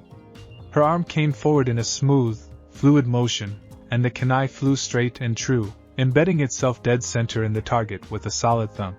The power doesn't come from your arm, Anko explained. It comes from your whole body. Your legs, your core, your shoulder. The arm is just the delivery system. She demonstrated again in slow motion. See, I'm rotating my hips, transferring weight from my back foot to my front, letting that momentum flow up through my torso and into my throwing arm. Naruto tried to copy her stance. Anko immediately started correcting him. Feet wider. No, not that wide. Shoulder back. Core tight. Are you even breathing? She physically adjusted his posture, pushing his shoulders down and straightening his spine. There. Now throw, but slow. I want to see your form, not your speed. They spent 2 hours on kunai throwing alone. 2 hours of Anko breaking down every aspect of his technique, from his grip to his follow-through. 2 hours of Naruto's arms screaming in protest, and his pride taking a beating as throw after throw missed the mark. But slowly, gradually, his accuracy improved. Not by much. He still couldn't consistently hit the center, but he was getting closer. Better, Anko finally said. Not good, but better. We'll work on this every day until you can hit a target in your sleep. Every day? Naruto's voice cracked. Every single day. Anko's grin was merciless. Welcome to having a teacher who actually gives a damn about whether you live or die in the field. Despite his exhaustion, Naruto felt that warm glow in his chest again. She cared. In her own harsh, demanding way, Anko actually cared whether he succeeded. Now, Anko continued, let's talk about your fighting style. Or should I say, your complete lack of a fighting style. Hey! I have a style. Throwing yourself at enemies while screaming is not a style. It's a suicide attempt with extra steps. Anko crossed her arms. You rely entirely on shadow clones and raw determination. That works against genin and weak Chunin. Against anyone with real skill? You're dead. Naruto wanted to argue, but Kiba's words from their match echoed in his mind. Your moves are so obvious. He'd won through luck and stubbornness, not skill. So what do I do? He asked quietly. Anko's expression softened slightly. You learn. You adapt. You become more than just a class clown with a lucky punch. She gestured to the obstacle course. I'm going to teach you stealth, misdirection, and how to actually use those shadow clones strategically. You've got a powerful technique. Probably the most chakra I've ever seen in a genin. But you use it like a hammer when you should be using it like a scalpel. I don't understand. You will. Anko pulled out a scroll. But first, we need to talk about your chakra control. Because honestly, kid, it's terrible. They broke for lunch around noon, and Naruto discovered that Anko had packed food for both of them. Rice balls, grilled fish, and dango for dessert. You cook? Naruto asked, surprised. Don't sound so shocked. I'm a functional adult. Anko bit into a rice ball. Mostly functional, anyway. They ate in comfortable silence for a few minutes before Naruto worked up the courage to ask the question that had been bugging him all morning. Anko-ne-chan? Why are you really doing this? Training me, I mean. Anko was quiet for so long Naruto thought she wouldn't answer. Then, you remind me of someone. Who? Me. When I was your age. Anko stared at her dango like it held the secrets of the universe. I was loud, reckless, desperate to prove myself. I wanted so badly for someone to see me, to believe in me, that when someone finally did. She trailed off, something dark passing over her face. What happened? Naruto asked quietly. He turned out to be a monster. Anko's voice was flat. But that's a story for another time. Point is, I know what it's like to be the kid everyone expects to fail, and I know what having the right teacher can do. Or the wrong one. Naruto processed this. So you want to be the right teacher for me? I want to be better than my teacher was. Anko met his eyes. I want to prove that someone like me, someone broken and messed up, can still do something good, can still help someone become strong without breaking them in the process. You're not broken, Naruto said firmly. You're one of the coolest people I've ever met. Anko laughed, but it sounded suspiciously wet. You don't know me well enough to say that, kid, so let me get to know you. Naruto grinned. That's what teammates do, right? We learn about each other, and have each other's backs and we're not teammates. I'm your teacher. Can't you be both? Anko stared at him, then shook her head with a smile. You're something else, Uzumaki. You know that? I've been told. Naruto bit into his own rice ball. So what was your teacher like? Before the monster stuff? Anko's expression shuddered. Brilliant. Charismatic. He could make you feel like the most important person in the world when he focused on you. She paused. That's what made it hurt so much when he left. When I realized everything he taught me came with poison hidden inside. I don't understand. You don't need to. Not yet. Anko stood, brushing off her pants. Come on. Break's over. Time for chakra control exercises. Naruto groaned but followed her to a nearby stream. Anko walked calmly across the water's surface, then turned to face him from the middle of the stream. You know the water walking exercise? She asked. Yeah. We learned it at the academy. Naruto stepped confidently onto the water, and immediately plunged through, coming up sputtering. I mean, we learned about it, Anko sighed. Tree walking first, then? Can you do that? That's a no. Wonderful. Anko walked back to shore. Okay, new plan. We're starting from absolute basics. This is the tree walking exercise. You channel chakra to your feet, and use it to stick to vertical surfaces. She demonstrated, walking up a nearby tree trunk like it was flat ground, then standing upside down on a branch. Too much chakra and you blast yourself off. Too little and you fall. You need to find the perfect balance. That looks easy, then try it. Naruto charged at a tree, channeling chakra to his feet like Anko had shown. He made it 3 steps up before the bark exploded beneath him, and he went flying backwards. Too much, Anko called. Try again. He tried again. And again. And again.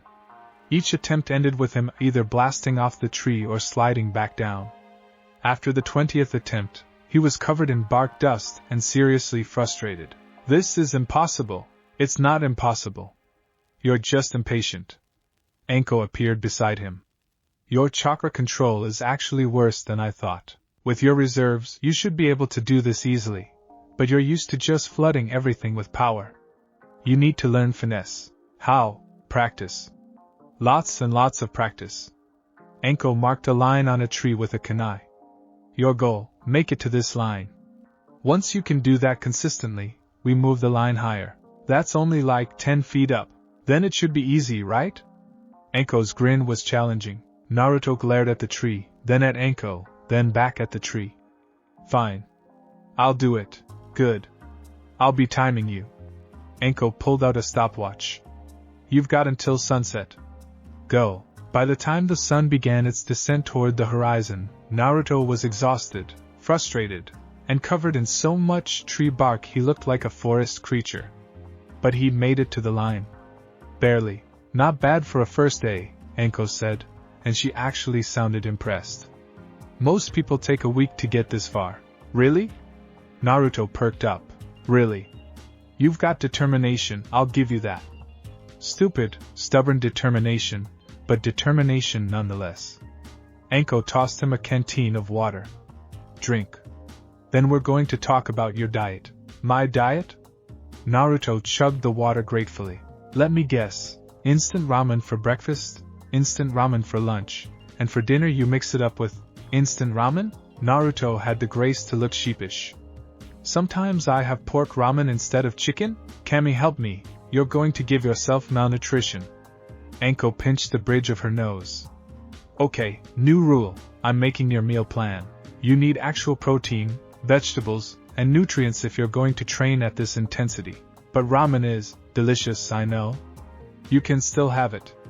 But not for every meal. Anko pulled out a notebook and started scribbling. Fish, chicken, leafy greens, rice, eggs. I'll write you a grocery list. You really care about this stuff, huh? Naruto said softly. Anko glanced up at him. I told you, I'm invested now. That means making sure you don't die of scurvy or chakra exhaustion. She finished writing and handed him the list. Can you cook? I can make ramen? That's not cooking. Okay, lesson 2 tomorrow. Basic cooking skills. You can't be a shinobi if you can't take care of yourself in the field. This is way more complicated than I thought training would be, Naruto admitted. That's because most genin have families to teach them this stuff. You don't. Anko said it matter-of-factly, without pity. So I'm teaching you. All of it. Combat skills, survival skills, life skills. The whole package. Naruto felt his throat get tight. Why? Why go this far for me? Anko was quiet for a moment, watching the sun paint the sky in shades of orange and purple. Finally, she said, because nobody did it for me. And I wish they had. Before Naruto could respond, she ruffled his hair roughly. Don't get all emotional on me, kid. I've got a reputation to maintain. Too late. I'm already emotional. Naruto wiped his eyes. You're the best, Anko-ne-chan. Yeah? Save it for when you can actually walk up a tree without looking like you're trying to demolish it. But she was smiling. Same time tomorrow? I'll be here. Good. And Naruto? Anko's expression turned serious. Don't tell anyone about this training spot. This is our place now. Just you and me. Our secret training ground? Naruto's eyes lit up. That's so cool. It's practical. The fewer people who know where we are, the fewer interruptions we'll get. Anko stretched, her spine popping. Now get out of here. Go home, eat something that isn't ramen, and get some sleep. Tomorrow's going to be even harder. Bring it on. Naruto declared, though his body was already screaming for rest. As he limped toward the forest exit, he heard Anko call after him. Hey kid? He turned. Yeah? You did good today. Really good. Her smile was softer now, genuine. I'm proud of you. Naruto felt like his heart might burst. Thanks, Anko-ne-chan. He ran all the way home despite his exhaustion, Anko's words echoing in his mind. Someone was proud of him. Not just tolerant, not just amused, but actually proud. He couldn't wait for tomorrow. What Naruto didn't see as he left was Anko sitting back down on her tree stump, pressing a hand to her face as unexpected emotions washed over her. What are you doing, Anko? She whispered to herself. Getting attached to a genin? Are you insane? But she knew the answer. She was already attached. Had been since that ridiculous proposal in the forest. There was something about Naruto, his earnestness, his determination, his absolute refusal to give up, that called to something deep inside her. The curse mark on her neck throbbed, a reminder of her greatest failure. But for once, instead of feeling shame, Anko felt determination. She wouldn't fail Naruto the way Orochimaru had failed her.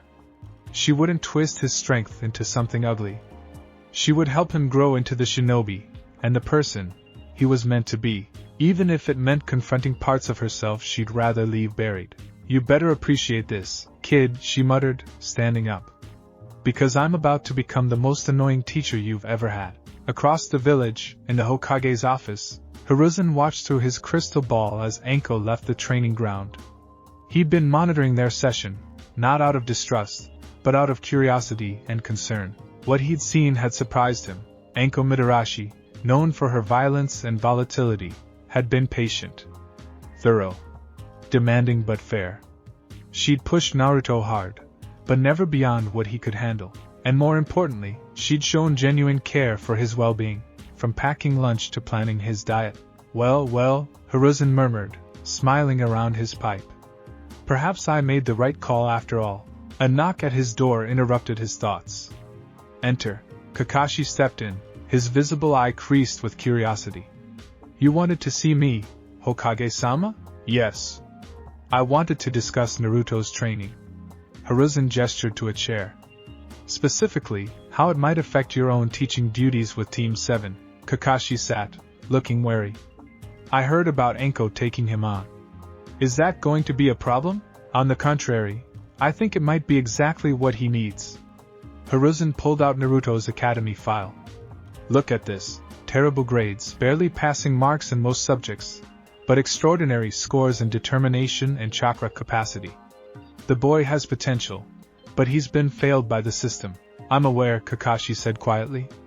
I've been trying to address it, but between Sasuke's issues and the team's general dysfunction, you have your hands full. I know. Hiruzen set the file aside. That's why Anko's involvement might be beneficial. She can give Naruto the individual attention he needs while you focus on team dynamics. And you trust her with that responsibility? Kakashi asked carefully.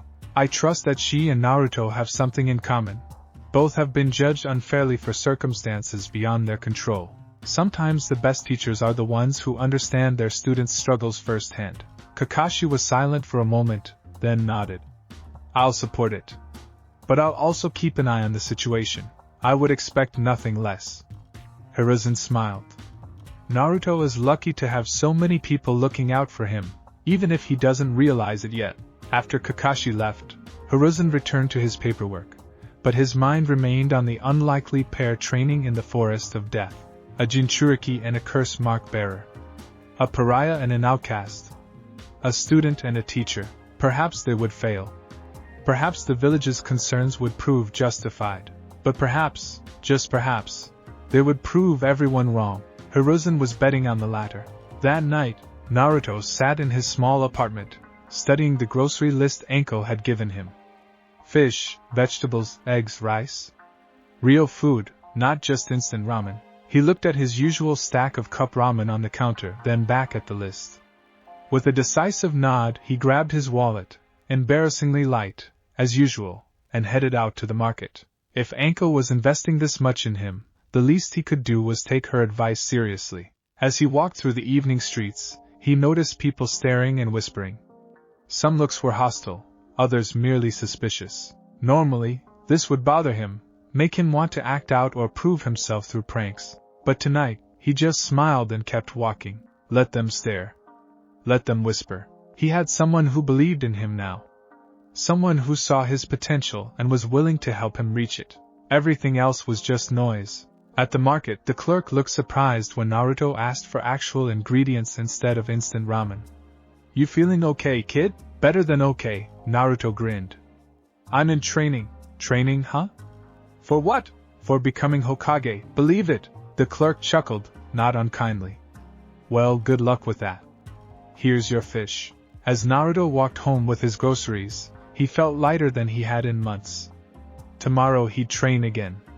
He'd work on his chakra control, his kunai throwing, his everything. He'd prove that Anko's faith in him wasn't misplaced. And someday, when he was Hokage, he'd make sure no kid ever had to feel as alone as he'd felt. He'd make sure there were teachers like Anko for everyone who needed them. But first, he had to figure out how to cook fish without setting his apartment on fire. How hard can it be? He asked himself, staring at the raw fish on his counter. Very hard, as it turned out. But Naruto Uzumaki never gave up. Not on becoming Hokage. Not on proving himself. And definitely not on making Anko Nachan proud. Even if it meant learning to cook. Anko was 12 years old again, standing in a training ground she'd long since tried to forget. Her teacher's voice was smooth as silk, praising her latest jutsu. She felt pride bloom in her chest. She'd done well, made him proud, proven herself worthy of his attention. Then his hand was on her shoulder, and pain erupted through her body like lightning.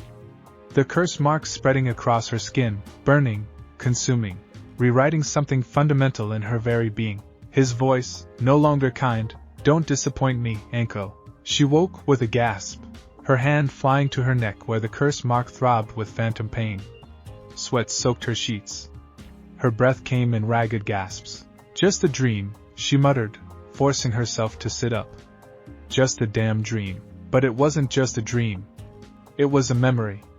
And lately, thanks to a certain blonde genin, those memories had been surfacing more frequently. Training Naruto meant confronting everything Orochimaru had taught her, separating the valuable lessons from the poison, determining what was worth passing on and what needed to die with her. It was exhausting, emotionally draining, and absolutely necessary. She couldn't teach Naruto the way Orochimaru had taught her. She wouldn't. Anko dragged herself out of bed and into the shower, letting cold water wash away the nightmare's residue. As she dressed, she caught sight of herself in the mirror, the curse mark visible above her collar, 3 tomo in a circular pattern. A permanent reminder of her greatest mistake. Get it together, she told her reflection. The kid's counting on you. That thought was enough to push everything else aside. She had a student now. A responsibility. She couldn't afford to wallow in her past. Naruto arrived at their training ground before dawn, which surprised Anko enough that she actually said so. You're early. I couldn't sleep. Naruto bounced on his feet, energy radiating from him despite the early hour. I was too excited. So I figured I'd just come early and practice tree walking until you got here. Did you at least eat breakfast? Yup. I made eggs. They were kind of burnt and tasted weird, but I ate them. Anko felt a smile tugging at her lips. Progress. We'll work on your cooking skills later. For now, she tossed him a small pouch. Put this on. Naruto opened it to find what looked like weighted bands. What are these? Ankle and wrist weights. 10 pounds each. Anko was already wearing her own. You're going to wear them during all our training sessions. They'll help build your strength and speed. When you take them off for actual combat, you'll feel like you can fly. Cool. Naruto immediately started strapping them on, then nearly fell over when he tried to walk. Whoa! These are heavy. That's the point. Now, 50 laps around the clearing. Go. With the weights on? No, I want you to carry them in your teeth. Yes, with the weights on. Naruto groaned but started running. Anko watched with a critical eye, noting how his form deteriorated as fatigue set in. They need to work on his endurance pacing. He was starting too fast and burning out. Mental note: teach him about energy conservation. While Naruto ran, Anko set up the day's training exercises. Today they'd be working on chakra control again, but with a twist. She'd brought targets that moved, forcing him to adjust his aim mid-throw. She'd also prepared a lesson on basic trapping techniques, something every shinobi should know but most genin neglected. Done! Naruto collapsed at her feet, gasping for air. Time? Anko checked her stopwatch. 42 minutes? Not bad for your first time with weights. She hauled him to his feet. Water break, then we're moving on to. She stopped mid-sentence, every muscle in her body suddenly tensing. Something was wrong. The forest had gone quiet. Too quiet. No bird calls, no insect sounds, nothing. And there was a presence, familiar and horrifying, that made the curse mark on her neck burn like acid. Anko-ne-chan? Naruto looked worried. What's wrong? Stay behind me, Anko ordered, her voice sharp. She placed herself between Naruto and the trees, kunai already in hand. Don't move, don't speak, and whatever you see, don't panic. But, Naruto. Trust me. He fell silent, but she could feel his tension, his readiness to fight if needed. Good. At least he had decent instincts. The presence grew stronger, closer. Then, from the shadows between the massive trees, a figure emerged. Not Orochimaru himself, thank whatever gods might exist, but someone almost as dangerous. A sound genin, judging by the headband, with purple rope marking and an unsettling smile. Well, well, the ninja said, his voice carrying an unnatural echo. Anko Midarashi. Lord Orochimaru sends his regards. Every cell in Anko's body screamed at her to attack, but she forced herself to remain still. Information first. What does that snake want? Simply to invite you to reunite with him. The sound nin's smile widened. He's been watching your activities. Training the QB brat? How touching. How very unlike you. Naruto stiffened behind her. Anko squeezed his shoulder once, a warning to stay put. Tell Orochimaru he can take his invitation and shove it where the sun doesn't shine, Anko said coldly. I stopped being his student a long time ago. Did you? The curse mark says otherwise. The Sound Nin's eyes gleamed. You can feel it, can't you? His chakra, still flowing through your veins. You'll never be free of him, Anko. You're his creation, his failure, his property. The curse mark flared, sending waves of agony through Anko's neck and shoulder. She gritted her teeth, refusing to show pain. I'm nobody's property. Prove it. The Sound Nin's hands flew through seals. Show me you're not still the weak little girl who couldn't keep up with her teammates. He attacked with a speed that would have surprised most jonin. But Anko was ready. She met his kunai with her own, the clash of steel ringing through the clearing. They exchanged blows in a blur of motion, each strike calculated to kill. Naruto! Anko shouted between attacks. Run! Get to the village and alert. I'm not leaving you. That's an order. I don't care. Typical. Why did she think he'd actually listen? The Sound Nin laughed, breaking away from their exchange. How sweet. The failure wants to protect her failure student. This is almost poetic. He launched a jutsu, some kind of sound-based attack that made Anko's inner ears scream. She stumbled, her balance completely shot, and the Sound Nin took advantage, his kunai slashing toward her throat. Then Naruto was there, a shadow clone tackling the enemy shinobi away from her. Don't touch Anko-ne-chan! Naruto roared, and suddenly there were dozens of him, all attacking at once. The Sound Nin was overwhelmed for a moment, clearly not expecting a genin to have this much chakra. But he recovered quickly, using that damned sound jutsu again. The clones all popped simultaneously, and Naruto cried out, clutching his head. Anko's vision cleared just in time to see the Sound Nin moving toward her student with killing intent. Something inside her snapped. Get away from him, she snarled, and her hands moved through seals she'd sworn never to use again. Striking shadow snakes, serpents erupted from her sleeves, shooting toward the Sound Nin with deadly accuracy. He dodged most of them, but one caught his ankle, fangs sinking deep. He hissed in pain and retreated, his confidence finally shaken. This isn't over, he spat. Lord Orochimaru will have what he wants. Both the girl and the QB. Then he was gone, vanishing into the forest with the speed of someone who knew they were outmatched. Anko stood frozen, breathing hard, staring at her hands. Her snakes had already retreated, but she could still feel them. Orochimaru's technique, his jutsu, his poison inside her. Anko-ne-chan? Naruto's voice was small, worried. Are you okay? No. She wasn't okay. She just used one of Orochimaru's techniques. She'd sworn she wouldn't, had spent years developing her own style to distance herself from him. And the moment things got serious, she'd fallen back on his training. I'm fine, she lied, forcing her voice to steady. Are you hurt?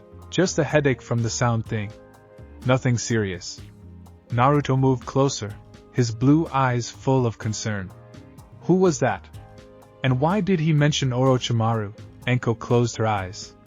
She'd known this conversation would come eventually. She just hadn't expected it to be today, like this, with her curse mark still burning and her hands still shaking. We should head back to the village, she said instead of answering. That Sound Nin might have friends nearby, Anko-ne-chan. Naruto's voice was firm, more mature than she'd heard it before. Talk to me? Please. She looked at him, this 12-year-old kid who'd somehow wormed his way past all her defenses, who looked at her like she was something worth believing in. He deserved the truth. Or at least part of it. Orochimaru was my teacher, Anko said quietly. A long time ago. Before he betrayed the village. Naruto's eyes widened. The Orochimaru? The one from the Sound Nin? The same. He took me as his student when I was around your age. Trained me personally. Anko's hand drifted to her neck. And when he defected, he left me with this curse mark as a parting gift. She pulled down her collar, showing him the mark fully for the first time. 3 tomo in a circle, dark against her skin. Naruto stared at it, then met her eyes. Does it hurt? Of all the questions he could have asked. Why did Orochimaru give it to you? What does it do? Are you still loyal to him? He asked if it hurt. Yes, Anko admitted. Especially when he's nearby or when his followers activate theirs. It's like he's still connected to me, still has a piece of me that I can't get back. That sucks. Despite everything, Anko laughed. Yeah, kid. It really sucks. Is that why people treat you weird? Naruto asked. Because of the curse mark and Orochimaru, partly. The village doesn't trust me completely. They think I might be a sleeper agent, or that I'll turn traitor like he did. Anko's voice was bitter. Doesn't matter that I've proven my loyalty 100 times over. Doesn't matter that I hate him more than anyone. The mark is all they see.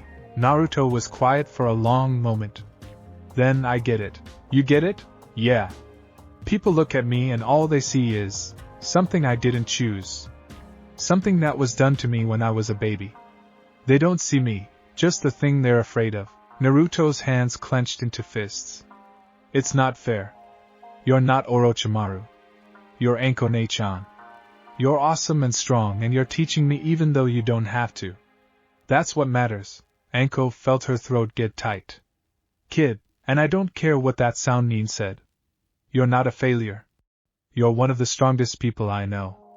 Naruto's conviction was absolute, unshakable. Orochimaru's the failure for letting you go. You're way too good for him anyway. Something in Anko's chest cracked open, some old wound she'd thought had scarred over years ago. She'd spent so long defining herself by Orochimaru's abandonment, by his judgment of her as insufficient, that she'd forgotten other perspectives existed. To Naruto, she wasn't Orochimaru's failed student. She was Anko Ne-chan, the cool jonin who believed in his dreams. You're gonna make me cry, brat, she said, her voice rough. Is that bad? No. Anko wiped her eyes roughly. No, it's not bad. Just unexpected. She took a deep breath, composing herself. Come on. We really should report this to the Hokage. Sannin in the Forest of Death during the Chunin exams? That's not a coincidence. They started walking back toward the village, but Naruto kept glancing at her, clearly wanting to ask more questions. Go ahead, Anko sighed. I know you're dying to know more. What's Orochimaru after? That Sannin mentioned something about wanting you and me? Anko had been dreading this question. Orochimaru collects powerful techniques and experiments with forbidden jutsu. You're the she caught herself. How much did Naruto know about the Nine Tails? You're valuable to him for reasons I'm not cleared to discuss. As for me, I suspect he wants to study the curse mark's effects or finish whatever experiment he started. That's messed up. Orochimaru is messed up. That's kind of his whole thing. Anko's expression darkened. During these exams, you need to be careful. If you see anyone suspicious, anyone who gives you bad vibes, you run. You don't fight, you don't investigate, you run and find a jonin. Understand? But what about you? What if he comes after you? I can handle myself. Yeah, but, Naruto. Anko stopped, turning to face him. I appreciate the concern. Really. But I'm a special jonin, and you're a genin. If Orochimaru shows up, the best thing you can do is survive and alert the village. Don't try to be a hero. Heroes are what I'm training to be, then train to be a smart hero who lives long enough to actually help people. Anko's voice softened. I can't teach you if you're dead, kid. So promise me you'll be careful. Naruto looked like he wanted to argue, but finally nodded. I promise. But you have to promise to be careful too. Deal. They continued toward the village, but Anko's mind was racing. Orochimaru's presence during the Chunin exams couldn't be coincidental. He was planning something that involved Naruto and possibly herself. She needed to warn the Hokage, needed to increase security, needed to. Her curse mark pulsed with sudden, intense pain, and she stumbled. Anko Ne-chan, I'm fine, she gasped, but she wasn't. The mark was burning worse than it had in years, spreading fire through her shoulder and down her arm. Just give me a second. But it didn't fade. If anything, it got worse, and Anko realized with growing horror what was happening. Orochimaru was nearby. Not his followers, not his agents, him. Actually him. Naruto, she said urgently, fighting through the pain. Run. Right now. Get to the village and find the Hokage or Kakashi or any Jonin. Tell them Orochimaru is in the forest. Go. I'm not leaving you when you're hurt. That's not a request, that's an order from your teacher. Go. The killing intent that washed over them then was like nothing Naruto had ever experienced. It pressed down on him like a physical weight, making it hard to breathe, hard to think, hard to do anything but feel primal terror. And from the trees ahead, a voice emerged, smooth, amused, and utterly inhuman. My. What do we have here? My dear Anko, training as student? How unexpected. Orochimaru emerged from the shadows, and Anko felt her blood turn to ice. He looked exactly as she remembered, pale skin, golden eyes, and that smile that promised pain. He moved with an unnatural fluidity, like his bones weren't quite solid. Everything about him screamed predator. Hello, Anko, he purred. It's been too long. Not long enough, Anko spat, forcing herself to stand straight despite the agony radiating from her curse mark. She pushed Naruto behind her again. What do you want, you bastard? Such hostility. And here I thought you'd be happy to see your old sensei. Orochimaru's eyes slid to Naruto, and his smile widened. Ah, the QB boy. Even more interesting than I'd heard. Tell me, child, has Anko told you about our time together? Stay away from him. Anko's hands flew through seals, but Orochimaru moved faster than thought, suddenly right in front of her, his hand wrapped around her throat. Still so slow, he murmured. Still so inadequate. I had such high hopes for you, Anko. Where did I go wrong? The curse mark flared under his touch, and Anko screamed. It felt like her blood was on fire, like every nerve in her body was being electrocuted simultaneously. Let her go. Naruto's voice cracked with fury. Multiple shadow clones erupted around them, all attacking Orochimaru at once. The Sannin released Anko, almost casually deflecting the clones with minimal effort. They popped one after another, barely slowing him down. Spirited, Orochimaru observed. But untrained. Raw power without refinement. How disappointing. He moved toward Naruto, and Anko, despite her pain, despite her terror, threw herself between them. You want him? You go through me first. Orochimaru tilted his head, studying her. How curious. You've never been protective before. What makes this boy special, I wonder? He's my student. That makes him off limits to you. Your student? Orochimaru laughed, the sound cold and mocking. Oh, Anko. You can't even protect yourself. How do you expect to protect him? Watch me, Anko snarled, and launched into a desperate assault. She knew she was outmatched. Orochimaru had always been leagues above her, even before he'd experimented on himself with forbidden techniques. But she didn't need to win. She just needed to buy time for Naruto to escape, for help to arrive, for something to happen. Their battle was brutal and one-sided. Orochimaru toyed with her, blocking her strikes with minimal effort, countering with just enough force to hurt without killing. It was humiliating. It was terrifying. It was exactly like their old training sessions, when she'd been 12 and desperate to prove herself worthy. Still fighting like I taught you, Orochimaru observed, catching her wrist mid-strike. You never did develop your own style, did you? Always just copying, always just following. That's why you failed, Anko. No originality. He threw her, and she hit a tree hard enough to crack ribs. She slid down, gasping, tasting blood. Anko-ne-chan. Naruto was suddenly there, helping her up, his face pale with fear but his jaw set with determination. We have to run, she wheezed. Please, Naruto. Just run. Not without you. How touching, Orochimaru said, suddenly right behind them. But ultimately futile. Now then, let's. He stopped mid-sentence, his head snapping toward the village. A massive surge of chakra had just appeared, multiple signatures, moving fast toward their location. Reinforcements. Orochimaru's expression shifted from amused to annoyed. It seems our reunion must be cut short. Pity. His eyes locked on Naruto. We'll meet again, boy. And when we do, I'll show you what real power looks like. Then, to Anko, don't die before then, my dear student. I'm not quite finished with you yet. He vanished in a swirl of leaves and killing intent, disappearing as suddenly as he'd appeared. Moments later, Kakashi burst into the clearing, followed by Guy, Kurenai, and Asuma. They took in the scene: Anko's injuries, Naruto's terrified face, the lingering traces of Orochimaru's chakra, and understood immediately. Medical team, now! Kakashi ordered. Guy, sweep the perimeter.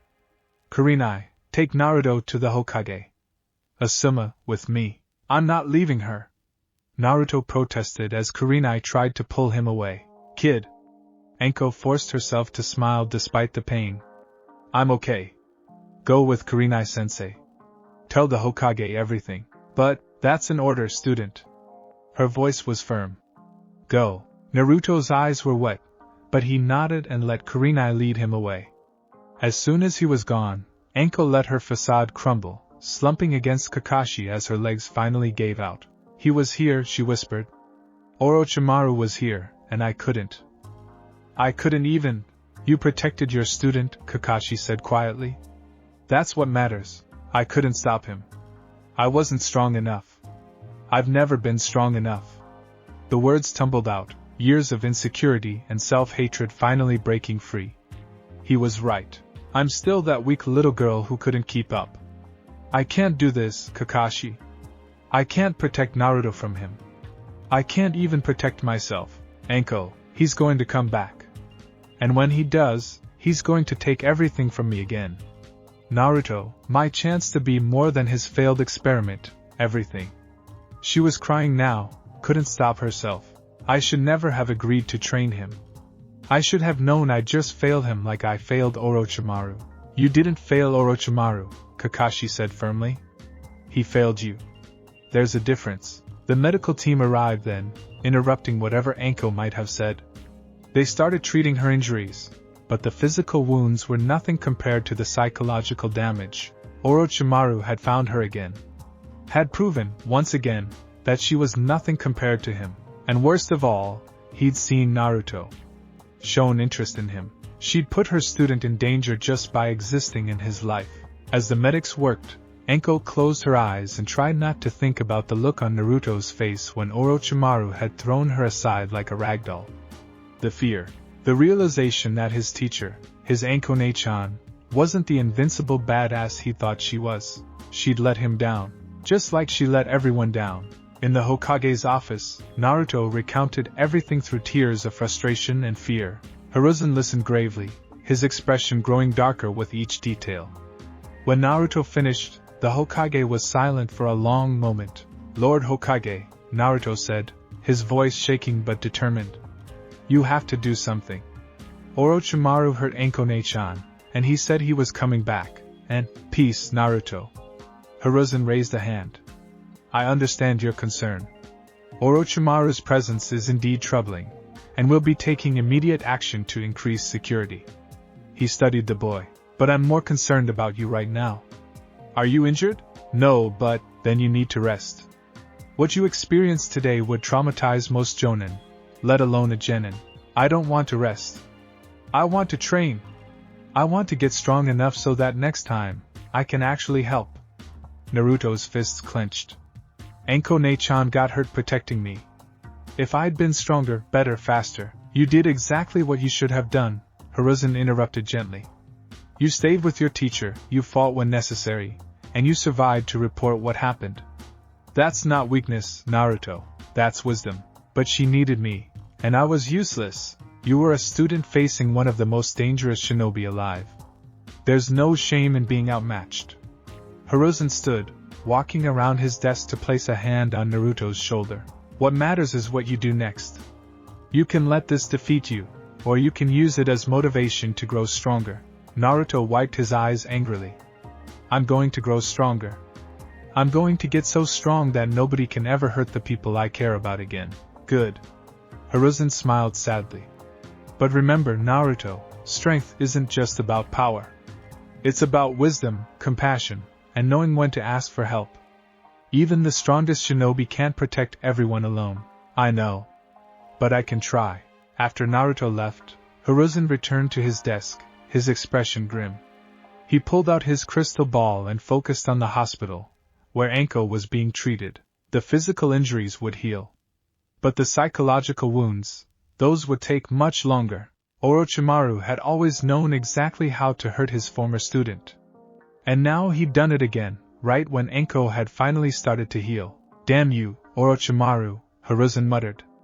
"Damn you straight to hell." 2 days later, Anko was released from the hospital. She'd refused all visitors except for the debriefing teams, hadn't responded to any messages, and had made it clear she wanted to be left alone. So naturally, when she opened her apartment door at midnight, she found Naruto sitting in her hallway, asleep against the wall. "Kid," she said, nudging him with her foot. "What are you doing here?" Naruto jerked awake. "Anko-ne-chan. You're okay. I told you to rest." "I did rest. For like 2 whole days." Naruto scrambled to his feet.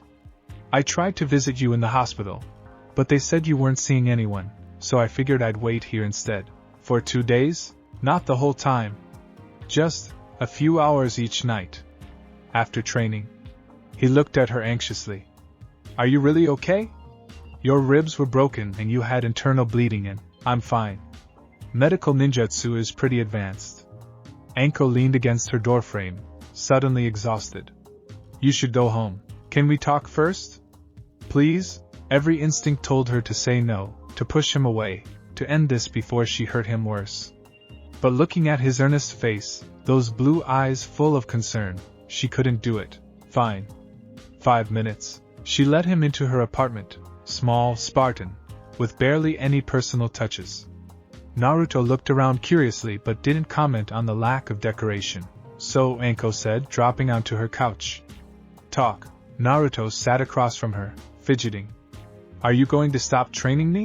The question surprised her. "Why would I do that?" "Because Orochimaru's after both of us now. Because I put you in danger. Because..." He trailed off, looking miserable. "Because you saw how weak I am. I couldn't even land a hit on him." "Neither could I," Anko pointed out. "Yeah, but you're you. You're supposed to be strong. I'm supposed to be getting stronger, and instead I just froze up like an idiot." Naruto's voice cracked. "You got hurt because of me." "Stop," Anko said firmly. "Right now. Stop that train of thought." "But, I got hurt because Orochimaru is a monster who enjoys hurting people. Not because of you.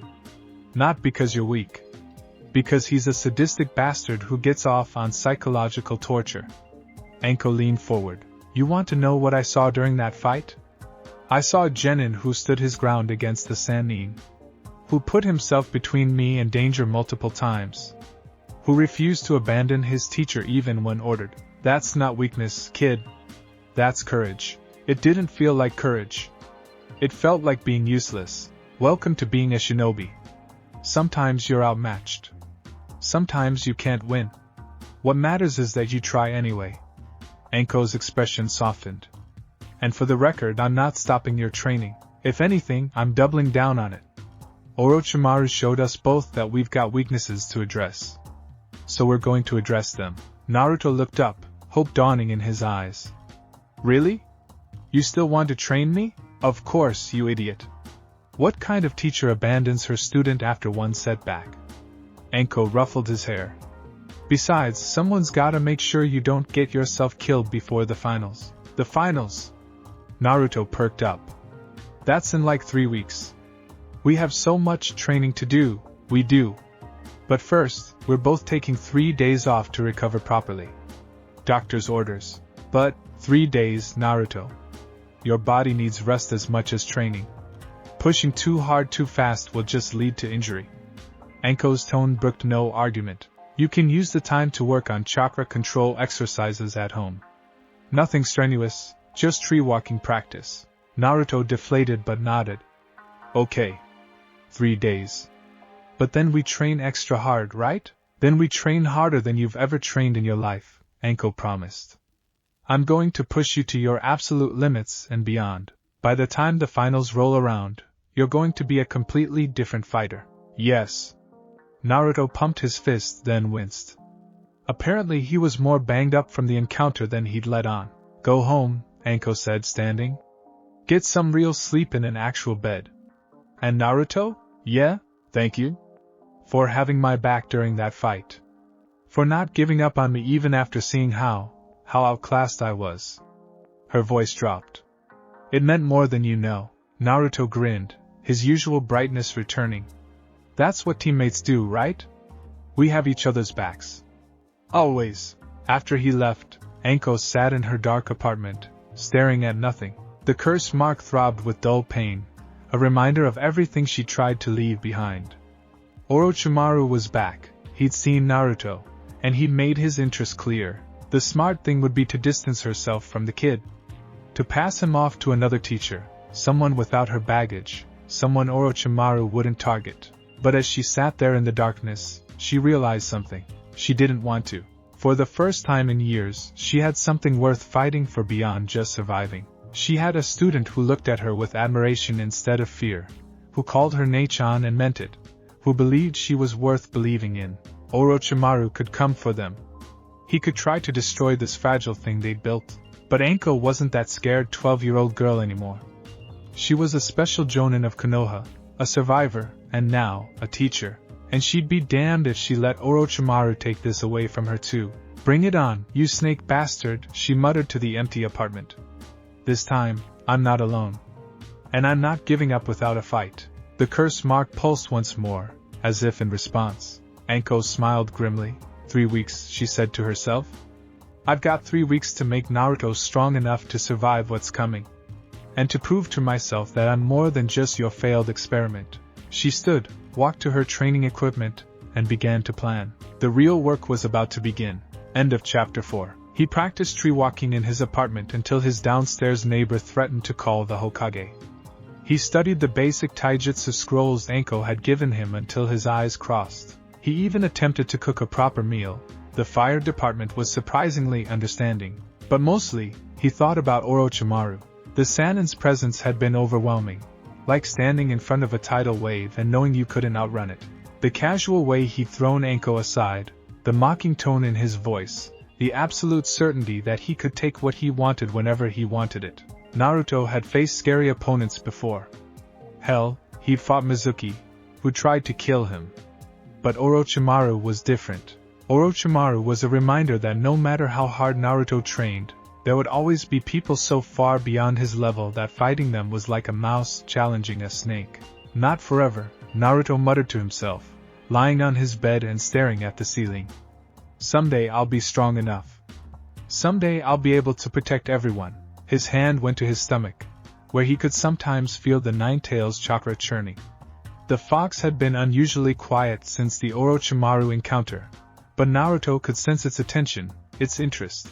The snake, a dark voice rumbled in his mind, making Naruto jump. He reeks of forbidden techniques and stolen power. Disgusting. You can talk? Naruto sat up, looking around his empty apartment. I've always been able to talk, brat. You've simply never listened. The Nine-Tails voice was filled with disdain. That woman who trains you, she carries his mark. His corruption.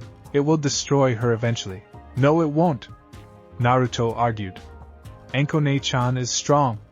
She's not gonna let some stupid curse mark beat her. Humph. Such naive faith. But perhaps. The voice faded, leaving Naruto with more questions than answers. Great. Now the demon fox in his gut was having opinions about his training. A knock at his door interrupted his thoughts.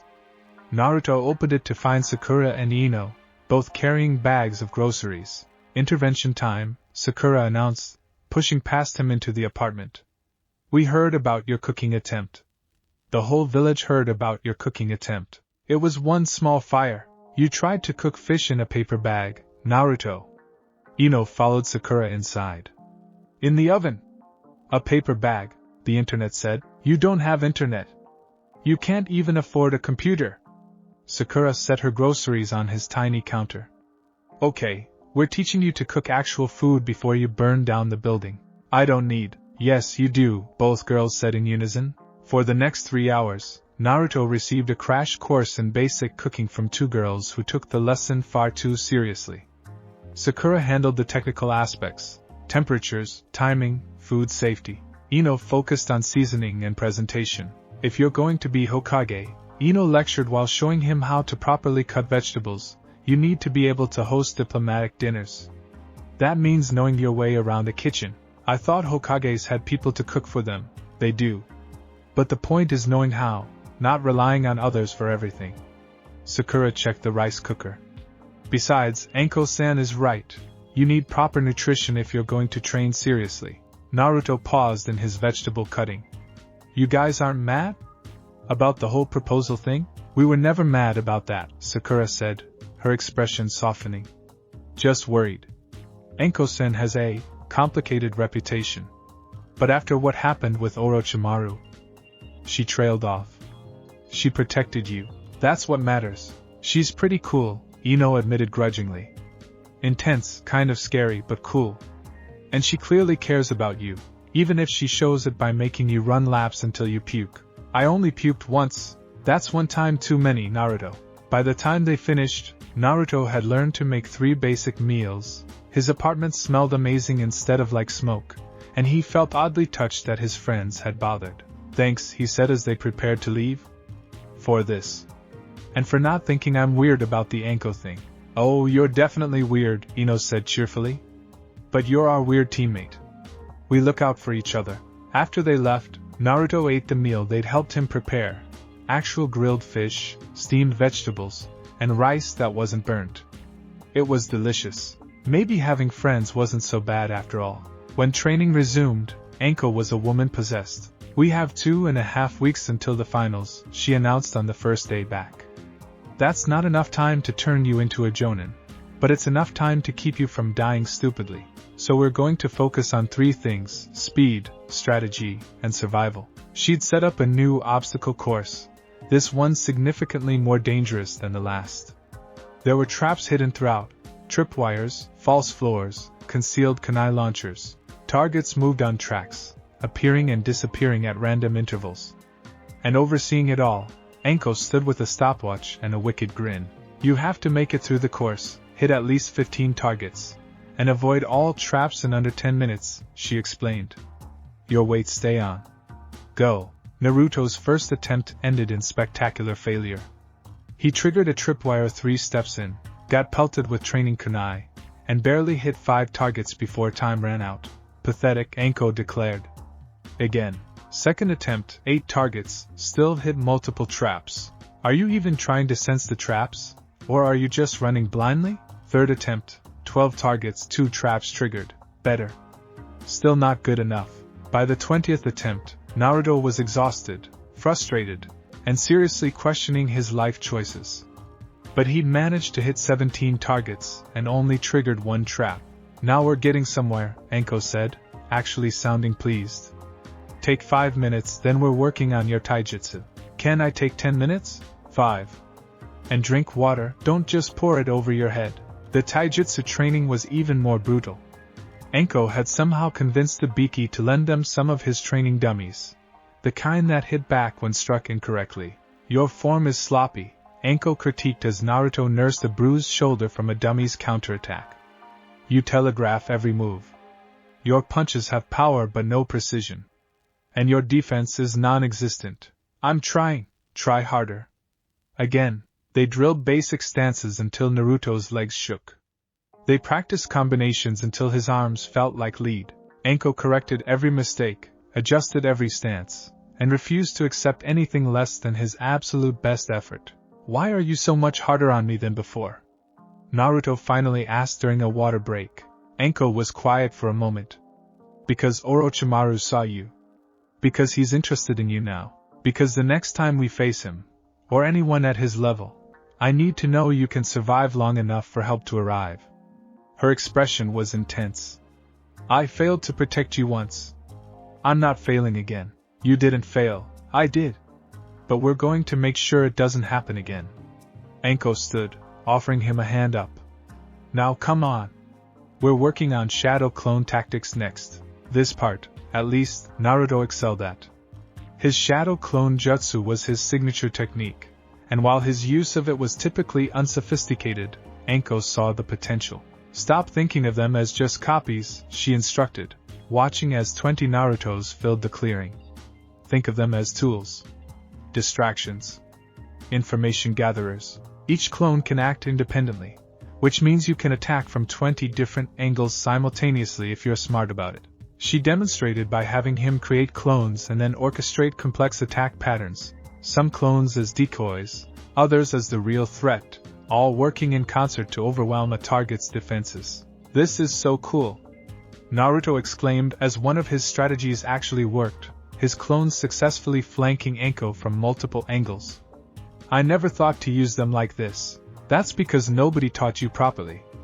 Shadow Clone Jutsu isn't just a numbers game, it's a chess game. You control all the pieces. Anko's eyes gleamed with excitement. And there's something else. You know clones transfer their memories when they dispel, right? Yeah, but it gives me headaches when too many dispel at once. That's because you're not controlling the information flow. But here's the thing, you can use that. Create clones to scout, to practice techniques, to learn things simultaneously. When they dispel, you get all that experience instantly. Naruto's eyes widened. Wait, so I could have clones practicing while I sleep?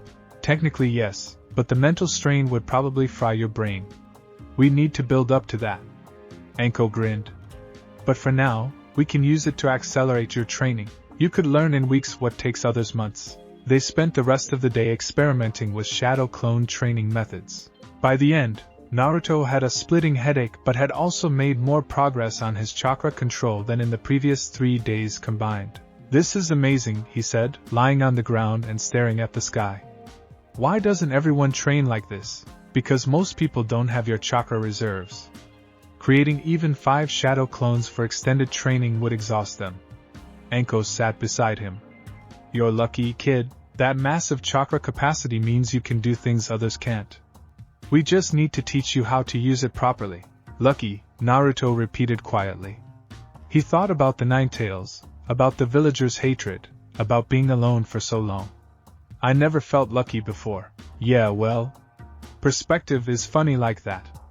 Anko stood, stretching. Come on. One more exercise before we call it a day. What exercise?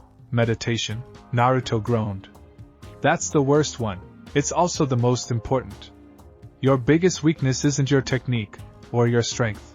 It's your impulse control. You act without thinking, rush into danger, and let your emotions control you. Anko's voice was firm but not unkind. A clear mind is as important as a strong body. Maybe more. They sat in meditation for an hour, and Naruto hated every minute of it. His mind raced, his body itched to move, and sitting still felt like torture. But by the end, he had to admit he felt clearer, more centered. Better, Anko said as they finally stood. We'll do this every day.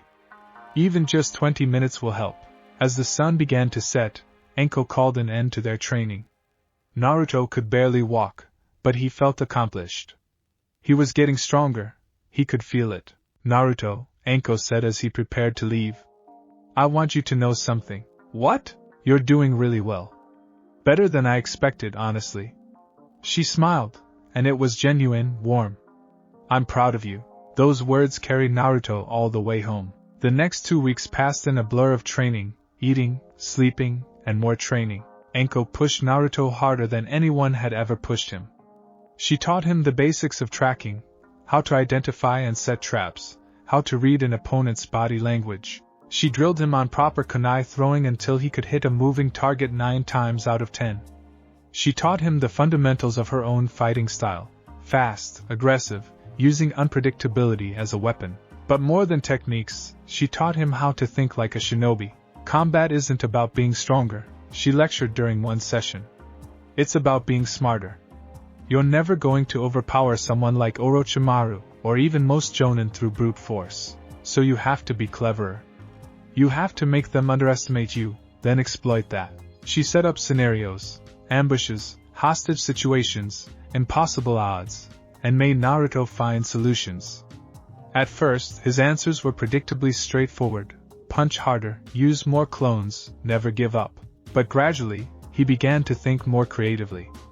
Using clones as decoys while the real Naruto flanked from an unexpected angle. Setting traps and leading enemies into them. Recognizing when to fight and when to run. Better, Anko would say. And Naruto lived for those moments of approval. They also talked. Between exercises, during water breaks, over meals that Anko insisted on sharing with him to make sure he ate properly. She told him stories about her own Chunin exams, about her team, about what it was like being a Jonin. She didn't talk about Orochimaru much, but occasionally something would slip out, a technique he'd taught her, a philosophy he'd drilled into her, the constant pressure to be perfect.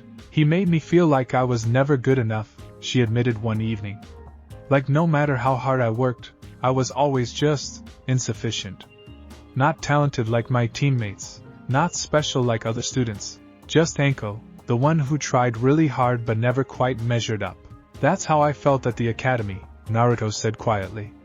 Like everyone was naturally good at stuff, and I had to work 3 times as hard just to be mediocre. Yeah. It sucks, doesn't it? Anko's smile was sad. But you know what? The people who have to work for it appreciate it more. The naturally talented ones don't always understand the value of what they have. We do. Is that why you're such a good teacher? Because you know what it's like to struggle? Anko blinked, seeming genuinely surprised by the question. Maybe. I never thought about it like that. Well, you are. A good teacher, I mean. Naruto grinned. The best I've ever had. You've only had Iruka and Kakashi. Yeah, and you're better than both of them. Believe it, Anko laughed, ruffling his hair.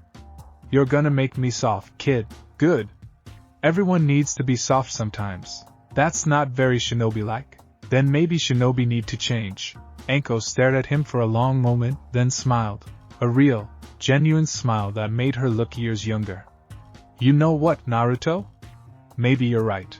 The day before the finals, Anko declared a rest day. No training? Naruto asked suspiciously. Are you sick? I'm strategic. Your body needs recovery time before a major fight. Pushing you today would just lead to injury. Anko crossed her arms. So instead, we're going to do something different. What? We're going to watch your competitors' previous matches and analyze their fighting styles. They spent the day in Anko's apartment, which Naruto discovered was slightly less Spartan than he thought, with hidden stashes of dango and a surprising number of books about interrogation techniques. Watching recordings of the preliminary matches. Niji Hyuga, Anko said, freezing the frame on Naruto's opponent. Genius of the Hyuga clan, master of the gentle fist style. His technique allows him to strike your chakra points and disable your ability to use jutsu. He's fast, precise, and arrogant. So how do I beat him? You don't fight him at close range. The moment he gets within striking distance, you're at a disadvantage. Anko rewound the tape, showing Niji's match against Hinata. See how he waits for his opponent to come to him? He's defensive, patient. You need to force him to chase you, make him fight on your terms. Shadow clones? Shadow clones as a starting point. But Niji's Byakugan can see through them. He'll know which one is real. So you need to be unpredictable. Mix real attacks with clone attacks, stay at range, use the environment. Anko pulled out a map of the stadium. The arena has obstacles. Use them. Keep moving. Tire him out. They analyzed every match, breaking down each fighter's strengths and weaknesses. Shikamaru's brilliant tactics but poor stamina. Gaara's absolute defense but reliance on his sand. Sasuke's speed and technique but emotional volatility. You're not going to out-technique any of them, Anko said bluntly. Most of them have been training in their clan styles since they could walk. But you have something they don't. What?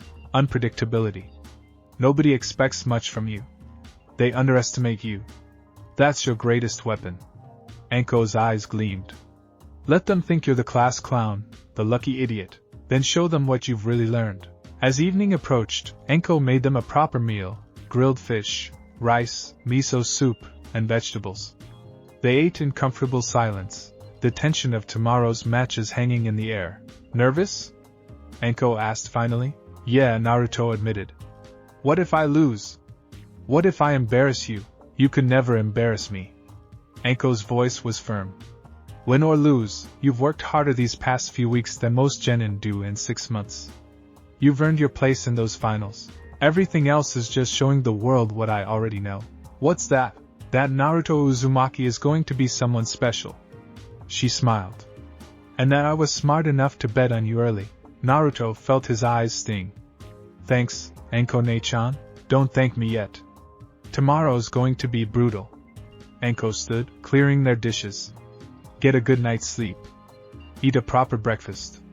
And remember everything I taught you. I will. As Naruto prepared to leave, Anko stopped him at the door. Naruto? Yeah? Whatever happens tomorrow. I'm proud of you. Not for winning or losing, but for how far you've come. Don't forget that. Naruto hugged her impulsively, and after a moment of surprise, Anko hugged him back. I won't let you down, he promised. You couldn't if you tried, kid. The morning of the finals dawned bright and clear. Naruto woke early, too nervous to sleep. He made himself the breakfast Sakura and Ino had taught him. Eggs, rice, and fish, and ate mechanically, his mind on the upcoming matches. He met Team 7 at the stadium entrance. Sasuke looked tense, his curse mark hidden beneath his collar. Sakura was trying to act confident but was clearly worried. Kakashi was late, as always, but that was almost comforting in its normalcy. Good luck, Sakura said, hugging Naruto quickly. You've been training so hard. I know you'll do great. Thanks, Sakura-chan. Sasuke just nodded at him, which for Sasuke was practically a warm declaration of friendship. The stadium was packed. Thousands of people from across the continent had come to watch the finals. Naruto could see dignitaries in the special boxes, including the Hokage and someone he didn't recognize, the Kazekage, maybe? In the competitor section, he spotted Anko leaning against the railing. She caught his eye and gave him a thumbs up. He could do this. The matches began. Naruto watched as Shikamaru faced a sound kunoichi named Temari, using his shadow possession technique brilliantly before forfeiting out of what he claimed was laziness but was clearly strategic exhaustion. Then it was Sasuke's turn against Gaara. Something felt wrong immediately. Gaara had a look in his eyes, hungry, violent, unstable. His sand moved without him consciously controlling it, writhing like a living thing. The match was brutal. Sasuke, despite his improved speed from Kakashi's training, could barely penetrate Gaara's defense. And when he did, when he finally landed a solid hit with his new technique, Gaara began to transform. The sand formed a cocoon around him, and the killing intent that radiated from it was suffocating. Kakashi intervened, stopping the match and whisking Sasuke away. The proctor tried to continue to Naruto's match, but something was happening. The audience was starting to slump over, unconscious. Genjutsu. Naruto bit his thumb, using the pain to break the illusion. Around him, other shinobi were doing the same.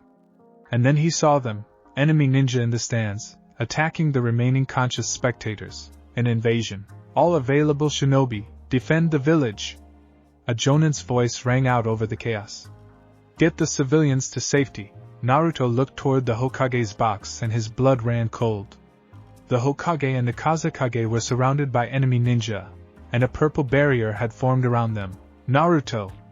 Anko appeared beside him, grabbing his arm.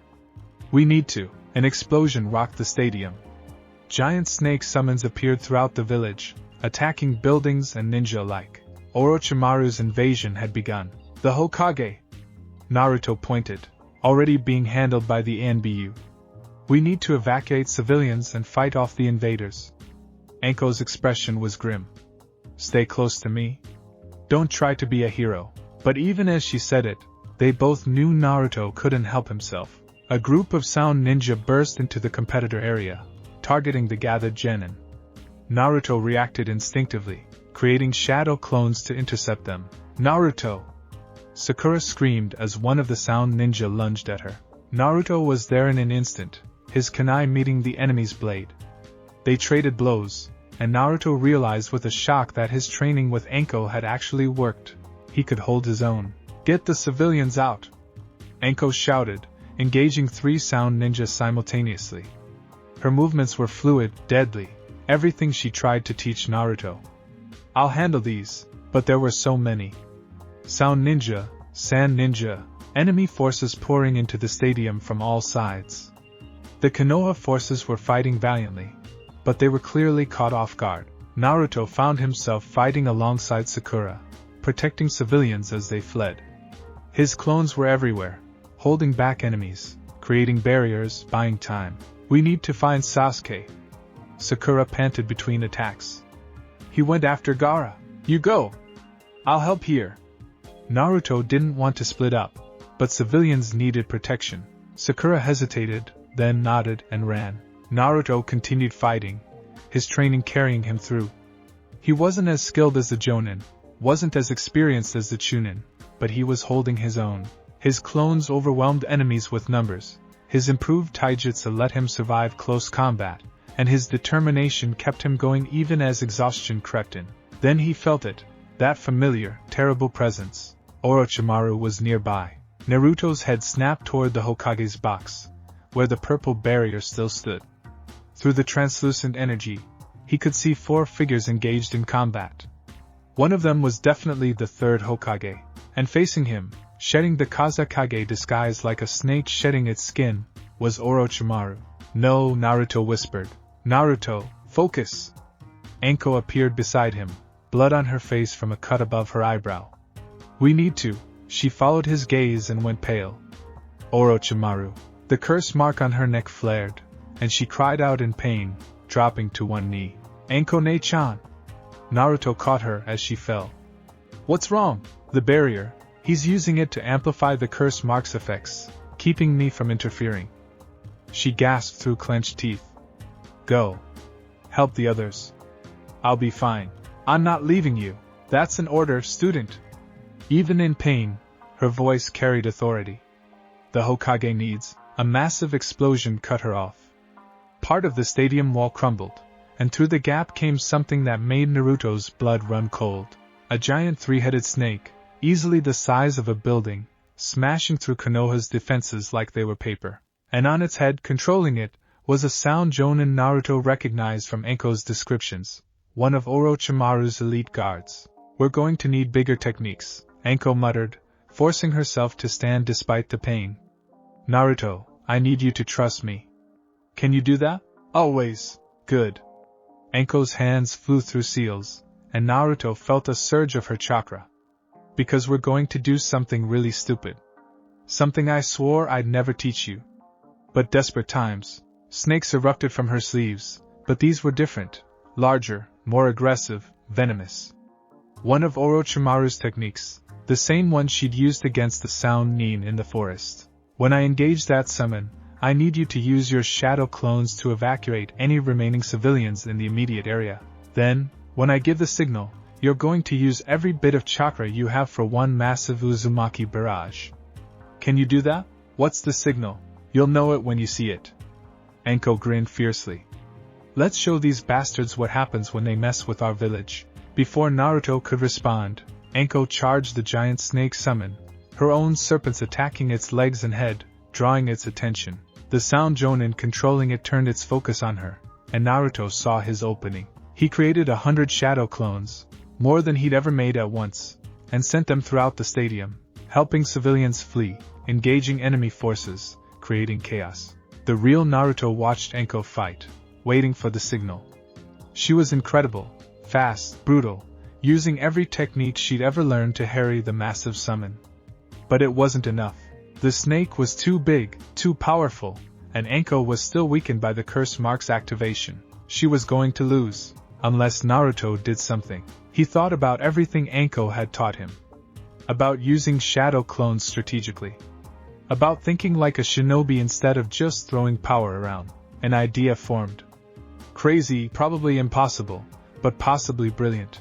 Anko-ne-chan! He shouted. When I say now, get clear. He saw her nod, understanding without explanation.